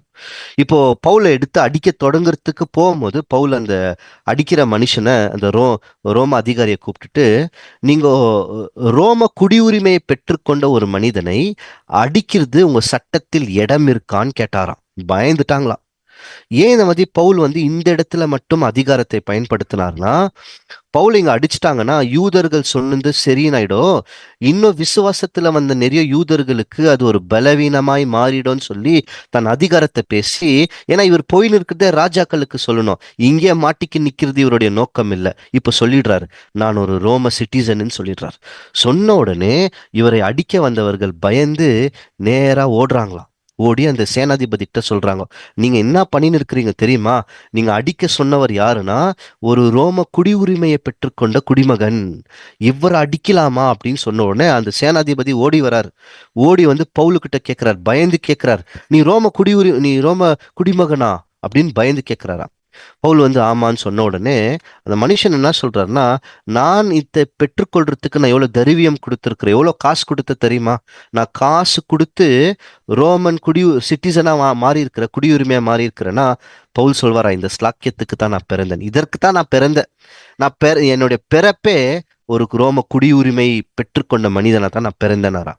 இதெல்லாம் கேட்ட உடனே அந்த சேனாதிபதிக்கு என்ன பண்ணணும்னு தெரியலங்கோ. அடுத்து ஒரு மேல கையை வைக்கல, பயந்துட்டு இருக்கிறாரு. எந்த அளவுக்குன்னு பாத்தீங்கன்னா, பின்னாடி எல்லாம் பார்த்தா பவுலுக்கு வந்து இந்த மிலிட்ரி ப்ரொடெக்ஷன் சொல்றாங்க பாருங்க, ராணுவ பாதுகாப்பு, அந்த ராணுவ பாதுகாப்பை கொடுத்திருக்குவார் இவரு, அந்த அளவுக்கு யூதர்கள்ட்ட இருந்து காப்பாத்தணும்ட்டு. இந்த வசனத்தை வாசிக்கலாம், அப்போஸ்தலர்கள் 22 அதிகாரம் 28 வசனம். சேனாதிபதி பிரதியுத்தரமாக, நான் மிகுந்த திரவியத்தினாலே இந்த ஸ்லாக்கியத்தை சம்பாதித்தேன் என்றான். அதற்கு பவுல், நானோ இந்த ஸ்லாக்கியத்திற்குரியவனாக பிறந்தேன் என்றான். இந்த ஸ்லாக்கியத்துக்குரியவனா தான் நான் பிறந்தேன். அப்போ பிறப்பிலேயே இந்த மாதிரி அதிகாரத்தை பெற்றுக்கொண்ட பவுலை பார்த்த உடனே அந்த சேனாதிபதினால ஒன்றும் பண்ண முடியல. சரி, ரோமன் சிட்டிசன்னா என்ன அவ்வளோ பெரிய விஷயமா? ஆமாங்க, ரொம்ப ரொம்ப பெரிய விஷயம். அந்த நாட்கள்ல வந்து ரோமர்களுடைய குடியுரிமை பெற்றுக்கொண்ட மனிதர்களுக்கு மிகப்பெரிய பாதுகாப்பு இருந்தது. அவங்களுக்கு எல்லா மக்களை காட்டிலும் கொஞ்சம் உயர்ந்த நிலைமையில இருக்குவாங்க. எப்படி இவங்க பெற்றுக்கொள்வாங்கன்னா, ஒண்ணு வந்து அதிகாரத்தில் இருக்கிறவர்களுக்கு காசு கொடுத்து, லஞ்சம் கொடுத்து இந்த குடியுரிமை பெற்றுக்குவாங்க. இல்லைன்னா ரொம்ப பணம் கொடுக்கணும், நிறைய பணம், இந்த சேனாதிபதி மாதிரி. மூன்றாவது வந்து அரசாங்கமே என்ன பண்ணனா, நீங்க செய்கிற வேலைக்கு ஒரு பகுமானம், சன்மானத்தை கொடுக்கும்போது உன்னை நான் ரோம சிட்டிசனா உன்னை நான் மாத்துறேன் அப்படின்ட்டு சில பொக்கிஷங்களை கொடுக்குவாங்க. இந்த மாதிரி ரோம குடியுரிமை பெற்றுக்கொள்ளணும்னா சாதாரணமா எவ்வளோ காசு செலவு பண்ணோம் அப்படின்னு சொல்லி சில சரித்திரத்துல சொல்றாங்கன்னா, குறைஞ்சபட்சம் 1000 தினாரி கொடுக்கணுமா. 1000 தினாரினா என்னன்னா, ஒரு தினாரி வந்து ஒரு நாளோட கூலி. 1000 தினாரினா 1000 நாளுக்கான கூலி கொடுக்கணும். ஏறக்குறைய எவ்வளோ 3.5 வருஷத்துக்கு கிட்ட வரும். அவ்வளோ கூலி கொடுத்தா தான் இவங்க என்ன பண்ண முடியும்னா, ஒரு அது குறைஞ்சபட்சம், அதுக்கு மேலதான் போவோம், ரோம குடியுரிமை பெற்றுக்கொள்ள முடியும். அந்த மாதிரி பெற்றுக்கொண்ட மனிதர்களுக்கு ரோம அரசாங்கம் என்னென்ன பாதுகாப்பு கொடுக்கணும், அந்த மனிதனை அடிக்க கூடாது, விசாரிக்கணும், ட்ரையலுக்கு கூட்டின்னு போனோம். இன்னைக்கு இருக்குது பாருங்க, இன்னைக்கு நம்ம தேசத்துல ஏதாவது ஒரு தவறு பண்ணா முதல் கோர்ட்ல கூட்டின்னு போய் விசாரிக்கணும், அதுதான் சட்டம். அன்னைக்கு ரோமர்களுடைய குடியுரிமை பெற்றுக்கொண்ட மனிதனை அடிக்க கூடாது, முதல் விசாரிக்கணும். விசாரிச்சு அந்த மனுஷன் குற்றவாளி என்று நிரூபிக்கப்பட்டால் மட்டும் தான் தண்டனை கொடுக்கணும், இல்லைன்னா கொடுக்க கூடாது. ரோம குடியுரிமை பெற்றுக்கொண்ட ஒரு மனிதனால் சீசருக்கிட்ட அபயமிட முடியும், சீசரை போய் பேசலாம், சந்திக்கலாம் அப்படின்னு சொல்லி இவர் என்ன பண்ண முடியும்னா கோரிக்கை கொடுக்க முடியும். இந்த மாதிரி உரிமை இருக்கிற மனிதர்களுக்கு சிலுவை மரணம் இல்லை. பொதுமக்கள் கண் பார்வை முன்னாடி இந்த மனிதனை அவமானம் படுத்தக்கூடாது.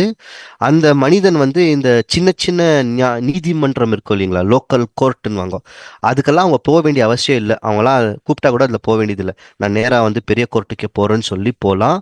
அவங்களுக்கு அதிகமான பாதுகாப்பு, நிலத்திலையும் சரி, அவங்களுக்கு அந்த சமுதாயத்தில் கிடைக்கிற ஸ்தானம், அவங்க ரோம அரசாங்கம் எங்கெங்கெல்லாம் இருக்கோ அங்கெல்லாம் இவங்க இலவசமா போகலாம். இலவசம்னா இவங்க ஒரு இடத்துல இருந்து இன்னொரு இடத்துக்கு போறதுக்கு இவங்க அதிகாரிகிட்ட இருந்து உத்தரவாதம் வாங்கின்னு போனோம். அந்த மாதிரி எதுவுமே இல்லை, இவங்க நினைச்ச நேரத்துல எல்லாம் போகலாம். அந்த மாதிரி நிறைய இருக்கு, இதெல்லாம் நம்ம ஏற்கனவே படிச்சிருக்கிறோம் நான் நினைக்கிறேன். அப்போ இந்த அதிகாரத்தை பவுல் சொன்ன உடனே இந்த சேனாதிபதி பயந்துட்டார். பயந்து என்ன சொல்லிட்டாருன்னா, இன்னும் பண்றது இதுக்கு மேல அடிக்கிறதே இல்லைங்க. மாறாக என்ன பண்றாருன்னா, இந்த யூதர்களை கூப்பிட்டுக்குன்னுவா, யூதர்கள் முன்னாடி பவுலை நிக்க வைக்கலாம், என்ன பிரச்சனை இவங்களுக்குள்ள என்ன பிரச்சனைன்னு தெரிஞ்சுக்கலாம், ஏதாவது சமாதானம் பண்ண முடியுமா, இல்ல பவுல் மேல என்ன விஷயம் இருக்குன்னு புரிஞ்சுக்கலாம்னு சொல்லி அந்த முயற்சி எடுக்க போறாரு. பவுலை அந்த சங்கிலில இருந்து விடுதலை பண்ணிடுறாரு. இனி அவரோட கைக்கு சங்கிலி போடுறது இல்ல. நேரம் எங்க கூப்பிட்டுன்னு வராங்கன்னா, இந்த ஆலோசனை சங்கத்துக்கு கூப்பிட்டு வராங்க. இங்கதான் ஒரு பெரிய விஷயமே நடக்குது.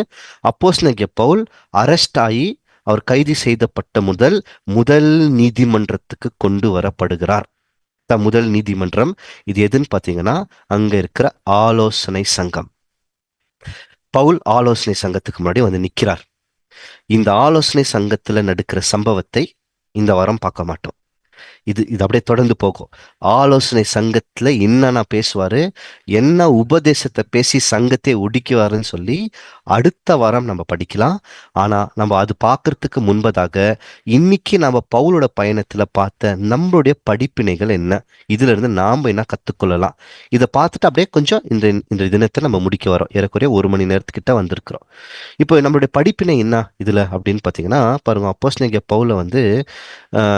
பவுலுக்கு ஒரு விஷயம் நல்லா தெரியும். நான் இப்போ போற பாதை சுலபமான பாதை இல்லை, கடினமான பாதை.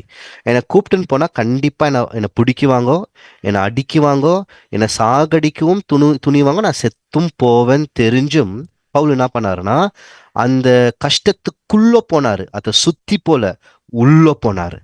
நிறைய நேரத்துல நம்மளையும் தேவன் நமக்கு முன்னாடி வர கஷ்டத்தை சுத்தி போக வைக்க மாட்டாரு, அதுக்குள்ள நம்மளை நடுக்க வைக்குவார். தானியலின் நண்பர்களை போல் நெருப்புக்குள்ள நடுக்க வைக்குவார். நிறைய நேரத்துல இது நடுக்கும். அப்போ நம்ம என்ன புரிஞ்சுக்கணும்னு பாத்தீங்கன்னா, இது தேவனின் வழி நடத்துதல். எங்கேயுமே பவுல் முன்னாடி போறது ஐயோ பிரச்சனைன்னு சொல்லி பின்னாடி பின்தங்கவில்லை.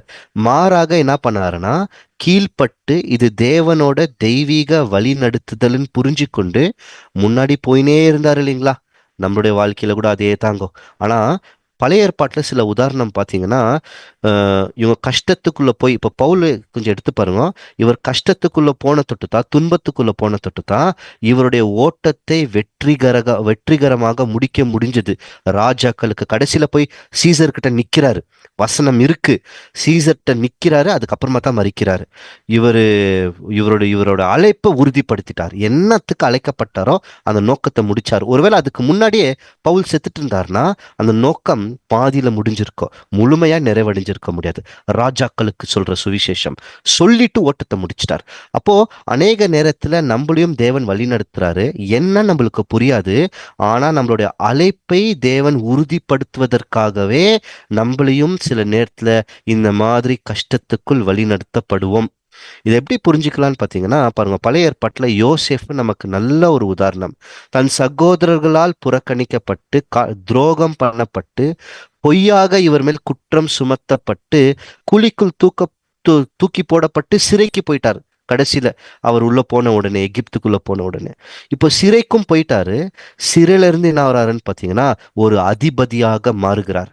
யோசேஃப் இந்த மாதிரி பாதையில் இவர் நடந்து போகவில்லை என்றால் இவர் அங்க இருக்கிற ராஜ்யத்துக்கு அதிபதியாக மாறியே இருக்க முடியாது, எகிப்துக்கு அதிபதியாகவே இருக்க முடியாது. ஆனா யோசேஃபுக்கு தெரியாது இவர் அதிபதி ஆவாருன்ட்டு. அந்த கனவுகள் தரிசனங்கள் அவ்வளவுதான். எப்போ நடக்கும் என்ன நடக்கும்னு ஒண்ணு தெரியாது. ஆனா இவர் போன பாதை எப்படி இருக்கு பாருங்க, கரடு முரடா இருக்கு, முள்ளும் முள்ளு குத்துனது இவர் போன பாதையில. இப்படிதான் இருந்துச்சு, சஞ்சலமும் கண்ணீரா தான் இருந்திருக்கணும். ஆனா இவருடைய முடிவு வெற்றிகரமா முடிச்சார். பவுல கூட அப்படித்தான்.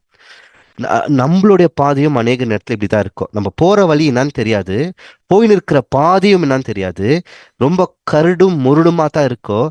துன்பத்தினால் நிறைஞ்சிருக்கலாம், முற்களினால் நிறைஞ்சிருக்கலாம், நம்மள குத்தலாம், கண்ணீர் வரலாம். ஆனா முடிவு பரிந்தத்துல நம்ம நிலை நின்றோம் என்றால் நாம் சுத்தமாக பொன்னாக விளங்கி ரட்சிக்கப்பட்டு நீதியின் கிரீடம், ஜீவ கிரீடத்தை பெற்றுக்கொள்வோம். அழிஞ்சி போகாத ஒரு ஜீவ கிரீடம். இது பெற்றுக்கொள்ளணும்னா இந்த வழியில நடக்கணும். அன்னைக்கு யோசேஃபுக்கு கனவை காமிச்சாரு, இன்னைக்கு நமக்கு வசனத்தை காமிச்சுன்னு இருக்கிறார். அன்னைக்கு யோசேஃபு வாழ்க்கையில நடந்தாரு, நம்பியும் நடக்க சொல்றார். ஆனா நடக்கும்போது நம்மள கை விட்டுட்டு வரனா விட மாட்டாருங்க. அதுக்கு நல்ல உதாரணம் தானியேல். தானியேலை சிங்க குகையில போட்டிருந்தாலும் அவரை கை விடாமல் காப்பாத்தினார். பவுல் கூட அதே மாதிரி தான். பவுல் நிறைய இடத்துல போனாரு, அடி வாங்கினார், அதனால தேவன் கைவிட்டார்னு அர்த்தமா? தேவன் கைவிட்டார்னா என்ன தெரியுங்களா அர்த்தம்? பவுலுக்கிட்ட இருந்த பரிசுத்தாவி அவர்கிட்ட இனி இருக்காது. அதுதான் மிகப்பெரிய அறிகுறி. தேவன் ஒரு மனுஷனை கைவிட்டார் என்றால் அந்த மனுஷனுக்கிட்ட தேவனின் ஆவி இருக்காது. சவுல் ஒரு எடுத்துக்காட்டு.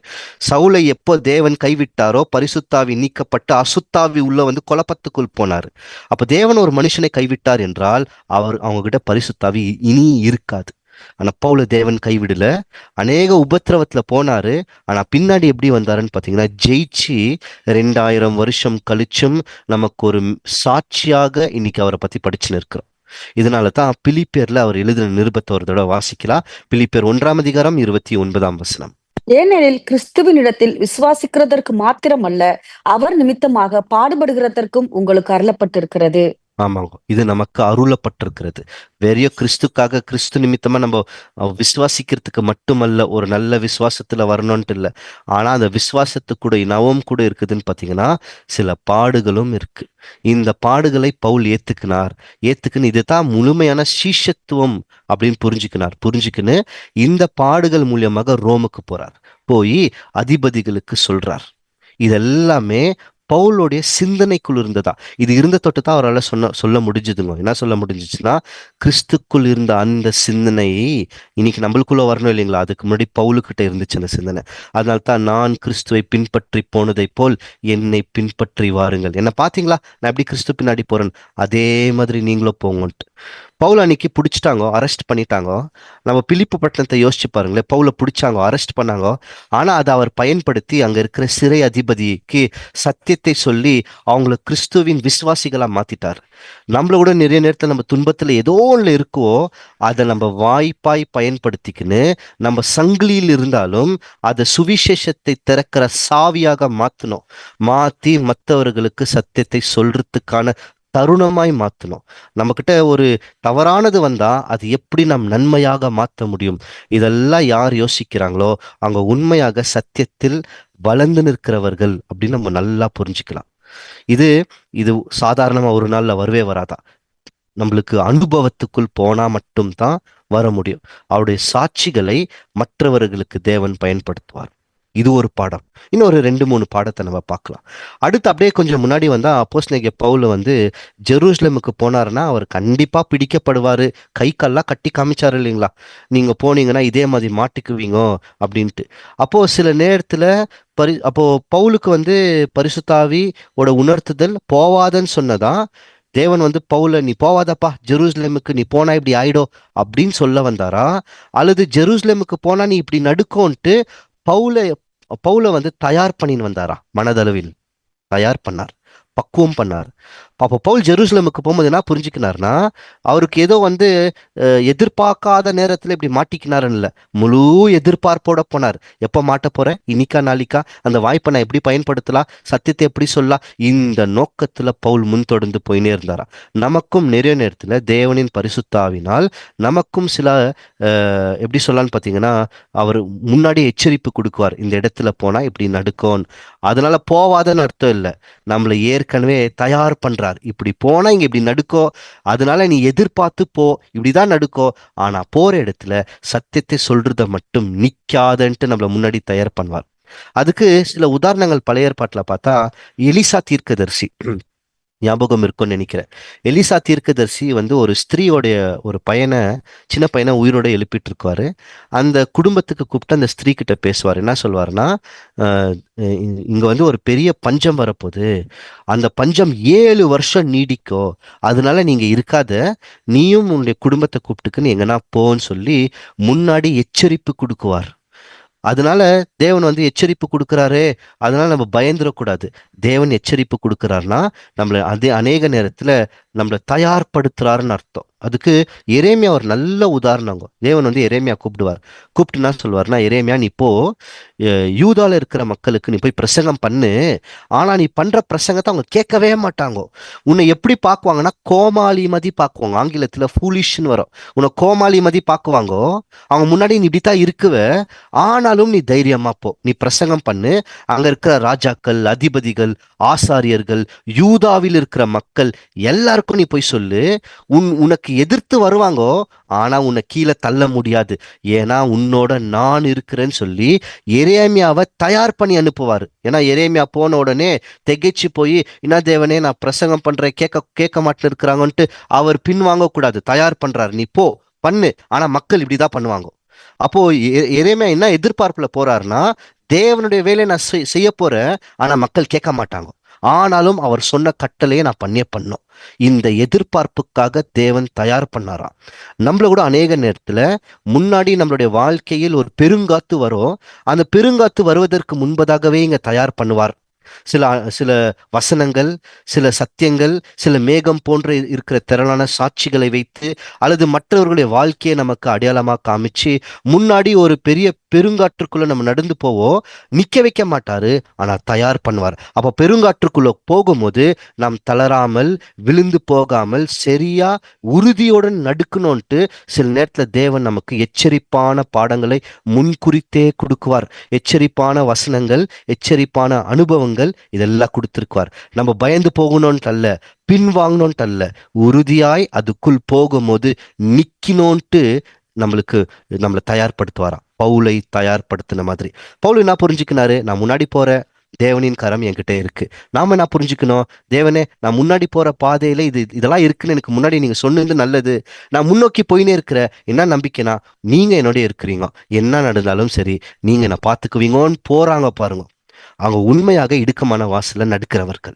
இந்த சிந்தனை யாருக்கு வருதோ அவங்க முன்னோக்கி போயினே இருக்குவாங்க. அவங்க கண்டிப்பா ஒரு நாள் இல்ல ஒரு நாள் அவங்களுக்கு நியமிக்கப்பட்ட ஓட்டத்தை முடிச்சு அவங்க கண்டிப்பா ஜீவக்கிரீடத்தை பெற்றுக்கொள்வார்கள். திமோத்திக்கு பவுல் ஒரு ஆலோசனை கொடுக்கிறார். வாசிக்கலாம். 2 தீமோத்தி 1:7. தேவன் நமக்கு பயமுள்ள ஆவியை கொடாமல் பலமும் அன்பும் தெளிந்த புத்தியும் உள்ள ஆவியையே கொடுத்திருக்கிறார். எந்த நேரத்திலையும் நம் பயந்து மட்டும் பின்வாங்கிடவே கூடாது. இன்னும் பவுல் அப்படியே முன்னாடி வராரு. வரும்போது கூட இருக்கிற சகோதரர்களா என்ன பண்றாங்கன்னா, வேணா வேணா அப்போஸ்தலனாகிய பவுல், நீங்க போவாதீங்க அப்படின்னு சொல்லி ரொம்ப அழுது கேட்டாங்க. கடைசியில என்ன புரிஞ்சுக்கினாங்கன்னா, இது தேவனின் சித்தம். புரிஞ்சுக்கினாங்களா? தேவனின் சித்தம் என்ன இருக்குதோ அது நடக்கட்டும். அநேக நேரத்துல தேவனின் சித்தம் நமக்கு கஷ்டமா இருக்கும், அழுகையை தரும். அவங்களுக்கும் அதே மாதிரி தேவனின் சித்தம் அழுகையை தந்தது, கஷ்டப்பட்டாங்க. ஆனா அதுதான் தேவனின் சித்தம் அப்படின்ட்டு போயிட்டாங்க பாருங்க. தேவனை எதிர்த்து முறுமுறுக்கல. ஏன் தேவனே இந்த சித்தம் கேள்வி கேட்கல. எனக்கு இந்த சித்தம் வேண்டாம், நிராகரிக்கல அவரோட சித்தத்தை. இந்த சித்தம் என்ன இருக்கோ நடுக்கட்டும் அப்படின்னு போறது தான் காணாமல் விசுவசிக்கிற ஒரு மகா பெரிய விசுவாசம். இது பழைய ஏற்பாட்டுல ஆபிரகாம்கிட்ட பார்க்கலாம். அது கண்ணீர் தான். ஆபிரகாம்கிட்ட இருந்த விசுவாசம் அப்படித்தான். தேவனின் சித்தம் தன் குமாரனை இவர் சர்வாங்க தகன பலியா கொடுக்கணும். அது ஒரு ரொம்ப கவலமான ஒரு நிலைமை தான். தன் செல்லப்பேரான குமாரனை எடுத்து கொடுக்கணும். ஆனா அது மனதளவில் பாதிக்கப்பட்டாலும் அதுதான் தேவனின் சித்தம் என்றால், கொடுக்க துணிஞ்ச ஆபிரகாமின் விசுவாசம் நமக்கு இன்னைக்கு முன் அடையாளமா இருக்கு. சபையோட விசுவாசம் பின்னாடி வரப்போற உலக மக்களுக்கு முன் அடையாளமாக இருக்க வேண்டும் என்றால், சில நேரத்துல தேவனின் சித்தம் நம்முடைய மனசை அழுகைக்குள் தள்ளும். ஆமா. சில நேரத்துல நம்ம ரொம்ப அந்த சித்தமே ரொம்ப கொஞ்சம் மனசு கவலை மாதிரி இருக்கும். இது தேவனின் சித்தமா அப்படின்னு சொல்லிட்டு. ஆனா தேவனின் சித்தத்துக்கு தன்னை முழுமையாக ஒப்பு கொடுக்கிறவர்கள் பவுலை போன்றவர்கள், ஆபிரகாமை போன்றவர்கள், ரூத்து கூட ஒரு பெரிய உதாரணம் தான். ரூத்து வந்து இதெல்லாம் உங்களுக்கு தெரியும் இல்லைங்களா? மோகாப் தேசத்து ஸ்திரீ. அங்க போன உடனே நகோமி, ரூத், ஓர்பால் இவங்கெல்லாம் இருக்கிறாங்க. நகோமி தன் மாமியார் கேட்குறாங்க, பஞ்சம் முடிஞ்சாச்சு பெத்லஹேம்ல, நீங்க புறப்பட்டு வீட்டுக்கு போங்கன்னு சொன்னா நகோமி சொன்ன உடனே ஓர்பால் கிளம்பி போயிட்டாங்க. ஆனா ரூத் கவனிச்சு பாத்தீங்கன்னா, உன் தேவன் என் தேவன், உன் மக்கள் என் மக்கள்ன்ட்டு சொன்னாங்களா. உங்களுடைய கடவுள் தாங்க எனக்கும் கடவுள், உங்களுடைய ஜனம் தான் எனக்கும் ஜனம்னு சொல்லி பின்னாடி வந்தாங்களாம். அப்போ ரூத்துக்கு நல்லா தெரியும், நம்ம வீட்டுக்கு திருப்பி போனா நம்மளுக்கு நிலம் இல்லை, அறுவடை செய்யறதுக்கு எதுவுமே இல்லை, சாப்பிட்றதுக்கு எதுவுமே இல்லைன்னு கஷ்டம் இருக்கிறது தெரிஞ்சும் தேவனின் சித்தத்தின் பிரகாரம் வந்ததுனால கிறிஸ்துவின் வம்ச வரலாறுல ரூத் இருக்கிறாங்க. போவாஸ், ரூத் அப்படியே வந்திருக்கிறாங்க. ஏன்? தேவனின் சித்தத்து பிரகாரம் தன்னை ஒப்பு கொடுத்ததுனால. அப்போ ஒருவேளை ரூத் வேண்டாம், இது தேவனின் சித்தத்தின் பிரகாரம் ஒப்பு கொடுக்கறதுலன்னா இன்னைக்கு அவங்கள பத்தி நம்ம படிக்க மாட்டோம், ஓர்பால் லிஸ்ட்லயே இல்லை. அநேக நேரத்துல நம்ம போகிற பாதை கஷ்டமா இருந்தாலும் அது தேவனின் சித்தம் என்று முடிவு இருந்துச்சுன்னா அதுக்கு நம்மளை முழுமையாக ஒப்பு கொடுக்கணும். இதுக்கு பேரு தான் முழுமையான அர்ப்பணிப்பு. இப்ரே பாஷையில இதுக்கு லா அப்படின்ற ஒரு வார்த்தையை பயன்படுத்தப்படும். இதனைக்கு நான் ஆசாரிப்பு கூடார படிக்கும் போது பார்க்கலாம். அது என்ன அர்த்தம்னு பார்த்தீங்கன்னா, ஆசாரியர்கள் வந்து சாம்பிராணியை கை முழுவதும் எடுத்துன்னு போய் தேவனுக்கு என்று அந்த நெருப்புல போடுவாங்க. கை முழுசா சாம்பிராணி இருக்கணும். முழுமை, மாலானா பரிபூர்ணம், முழுமைன்னு அர்த்தம். அப்போ முழுமையான அர்ப்பணிப்பை ஒரு மனிதன், எந்த மனிதன் செய்கிறாரோ அந்த அர்ப்பணிப்பை தேவன் எப்படி கருதுவார்னா, ஜீவ பலி, சுகுந்த வாசனை, புத்தி உள்ள ஆராதனைன்ட்டு அதை தான் தேவன் கருதுவார். அப்போ நம்ம போயின்னு இருக்கிற பாதையில சில நேரத்துல தேவனின் சித்தம் இருக்கோ, அந்த சித்தம் நம்மளுடைய மனசுக்கு கஷ்டமா இருக்கோ, ஆனா அதுதான் தேவனின் சித்தம் நம்ம புரிஞ்சுக்கணும்னு வைங்களேன். இனி அதை கஷ்டமெல்லாம் நினைக்க கூடாது. என் அப்பாவோட சித்தத்தை நான் நிறைவேற்றுறேன்ற சந்தோஷத்துல போயிடணும். இதுதான் உண்மையான பிள்ளைகளுக்கு இருக்கிற ஒரு மனநிலைமை. யோவான் 14:15 கிறிஸ்துவத்தை விவரித்து சொல்றார். வாசிக்கலாம். நீங்கள் என்னிடத்தில் அன்பாய் இருந்தால் என் கற்பனைகளை கைக்கொள்ளுங்கள். அப்போ நம்ம இயேசு கிறிஸ்து கிட்ட அன்பா இருக்கிறோன்னு வாய் வார்த்தை மட்டும் சொல்றது இல்லைங்களா, அவருடைய கற்பனைகளை கை கொள்ளணும். அப்போ உண்மையான அன்பினா சொல்லனா, பயத்துக்கு நீ பயந்து இருக்காத, மாறாக விசுவாசத்தில் நடு, தேவனின் கையை நம்பி நடு. அது அந்த அந்த கை வந்து உன்னை ஒரு வழியில, ஒரு கடுமையான மனசை பாதிக்கிற ஒரு வழியில வழி நடத்தினாலும் அவருடைய கையை நம்பு, அதுக்குள்ள போ, அந்த கையே மருந்து போடோன்ற ஒரு விசுவாசத்துக்குள்ள போயிட்டாங்கன்னா அவன் கிறிஸ்துவை உண்மையாக நேசிக்கிறவர்கள். இதெல்லாம் பவுல் கூட இருந்தவர்களும் சரி, பவுலுக்கிட்டையும் சரி கற்றுக்கொள்ளலாம். பவுல் வந்து இந்த சத்தியத்தை எடுத்து சொன்ன உடனே அங்க இருக்கிற கூட்டம் என்ன பண்ணிட்டாங்கன்னு பார்த்தீங்கன்னா, பவுலை பிடிச்சிட்டாங்களா, பிடிச்சி பவுலை எடுத்துன்னு போய் சேனாதிபதி கிட்ட ஒப்பு கொடுத்துட்டாங்க. பவுல் என்ன புரிஞ்சுக்கினார்னா, ஐயோ என்ன பிடிச்சிட்டாங்களே, நான் தேவனின் வேலையை தானே செய்ய வந்தேன்னு யோசிக்கல. மாறாக பவுல் என்ன புரிஞ்சுக்கினார்னா, இது தேவனின் திட்டத்தை நிறைவேற்றுறதுக்கான அடுத்த கட்டம், அடுத்த படி நினைச்சாரா, நினைச்சுன்னு தானே போனாரு. இது அப்படியே இருக்குது பாருங்க. இயேசு கிறிஸ்துவை நெறியோ அன்னைக்கு இருக்கிற யூதர்கள் பிடிச்சாங்க. கிறிஸ்துனா புரிஞ்சாரு, இது தேவனுடைய திட்டத்தை நிறைவேற்ற அடுத்த படி. ஸ்தேவான் பிரசங்கம் பண்ணி எல்லாருமே ஸ்தேவானை கல் அறியறாங்க. ஸ்தேவான் என்ன புரிஞ்சிருக்குவாரு, இது தேவனுடைய திட்டத்தை என் வாழ்க்கையில் நிறைவேற்ற அடுத்த படி. அந்த மாதிரி நம்முடைய வீட்டார், வேலை, உலகம் எங்கத்திலிருந்தும் நம்முடைய விசுவாசத்துக்கு விரோதமாக மக்கள் தூஷணமாய் பேசினாலும், நம்மளை நிராகரித்தாலும், நம்மளை பார்த்து அதிகமாய் அன்னைக்கு பவுல பின்னாடி பேசி திட்டி அடிச்சாங்கோ, இன்னைக்கு நம்மளை அடிக்கிறது இல்லை, ஆனா பின்னாடி இன்னொருத்தவங்க கிட்ட நம்மளை பத்தி தவறா பேசினே இருக்குவாங்க. அப்போ இந்த புது சிருஷ்டி நம்ம ஒருவேளை உருவாயிருந்தது என்றால் நம்மளுக்குள் அது என்ன தெரியுங்களா, புரிஞ்சுக்கோ, என்னை நிராகரிக்கிறதுக்கு காரணம் என்னன்னா, நான் சரியான வழியில நடந்து நிற்கிறேன், தேவன் என்னை வேற ஒருவனாய் மாத்தி கொண்டு நிற்கிறார், என்னை இன்னும் விசுவாசத்துல உறுதிப்படுத்தி நிற்கிறார், என்னை இன்னும் வளர வச்சு நிற்கிறார் அப்படின்னு புரிஞ்சுக்கிறவங்க தான் உண்மையான புது சிருஷ்டிகள். பிலிப்பியர் 1:12. சகோதரரே, எனக்கு சம்பவித்தவைகள் சுவிசேஷம் பிரபலமாகும்படிக்கு ஏதுவாயிற்று என்று நீங்கள் அறிய மனதாயிருக்கிறேன். அடுத்த வசனம். அன்றியும் அவருடைய தீர்மானத்தின்படி அழைக்கப்பட்டவர்களாய் தேவனிடத்தில் அன்பு கூறுகிறவர்களுக்கு சகலமும் நன்மைக்கு ஏதுவாக நடக்கிறது என்று அறிந்திருக்கிறோம். அப்ப என்ன அறிஞ்சிருக்கிறாங்கன்னா, எது நடந்தாலும் நல்லதுக்கு. எவ்வளவு பேர் நம்ம இன்னைக்கு நினைக்கிறோம் என்னுடைய வாழ்க்கையில எது நடந்தாலும் நல்லதுன்ட்டு. ஆமாங்கோ, நம்மளுடைய வாழ்க்கையை அவர் கற்பணிச்சிட்டோம் இல்லையா? அப்போ நம்மளுடைய வாழ்க்கையில எது நடந்தாலும் அது நல்லதுதான் அப்படின்னு நினைச்சுக்கின்னு போறது வசனத்தை சார்ந்து வாழுகிறவர்கள். இவங்க சத்திய வசனத்தினால் ஜெனிப்பிக்கப்பட்ட முதல் பலன்கள். நிறைய நேரத்துல இந்த வசனத்தை நம்ம வாசிச்சுனே இருக்கோம், கர்த்தர் நம்மளோட இருந்தா நம்மளுக்கு எதை பார்த்து நம்ம பயப்படுவோம் அப்படின்னு சொல்லி. மனுஷன் எனக்கு என்னத்தை செய்வான், சங்கீதம் 118 சங்கீதம் 6 வசனம்லாம் நம்ம படிச்சிருக்கிறோம். அப்போ கர்த்தர் நம் பட்சத்தில் இருந்தா நம்ம எதுக்குமே பயப்பட வேண்டிய அவசியம் இல்லை. என்ன மதி மனிதர்கள் நம்மளை துன்பப்படுத்தாலும் என்ன பண்ண முடியும்? உயிரை தான் எடுக்க முடியும். ஆனா ஜீவனை கொடுக்க அவர் வல்லமை உள்ளவர் அப்படின்னு நினைச்சுன்னு போயிட்டாங்கன்னா, அவங்க என்ன வந்தாலும், என்ன மாதிரி புயல் வந்தாலும் அவங்க அதை எதிர்கொண்டு போயினே இருக்குவாங்க. நம்ம ஒவ்வொரு பிரச்சனைக்குள் போகும்போது இந்த வசனத்தை மட்டும் மறந்துடாதீங்க. யோவான் 15:20 இயேசு கிறிஸ்து தெளிவா சொல்லிட்டார், ஒரு ஊழியக்காரன் எஜமானனை காட்டிலும் பெரியவன் அல்ல. என்னையே இந்த உலகம் துன்பப்படுத்துதுன்னா உங்களை சும்மா விடுமான்னு கேட்டாரா. இதை மட்டும் ஞாபகம் வச்சுக்கலாங்க. நம்ம இயேசு கிறிஸ்துவின் உண்மையான சீசர்களா இருந்தோம் என்றால் இந்த உலகம் நம்மளை நேசிக்காது, கண்டிப்பா நம்மளை பகைக்கும். ஏன்னா நம்ம உலகத்துக்கு வெளியே நின்று இருக்கிறோம். பவுல் அங்க நின்று பிரசங்கம் பண்ணார் பாருங்க, அவருடைய வாழ்க்கையை பிரசங்கம் பண்ணார். அவர் எப்படி இருந்தாரு, பின் நாட்களில் எப்படி இருந்தாரு, எப்படி அவர் அழைக்கப்பட்டார், எப்படி தமஸ்குக்கு போனார், எப்படி எல்லாரையும் கொலை செஞ்சாரு, சத்தியத்தை அங்கத்துல இருந்து பேசின்னு வந்தார். புறஜாதிகள் பத்தி சொல்லும் போது தான், தேவனின் திட்டம் சொல்லும் போது தான் மக்கள் கொந்தளிச்சுட்டாங்க. ஆனா பவுல் பேசின இந்த சத்தியம் அந்த கூட்டத்துல யாரோ ஒரு மனுஷனுக்காவது அந்த சத்தியம் போய் சேர்ந்திருக்கோம்.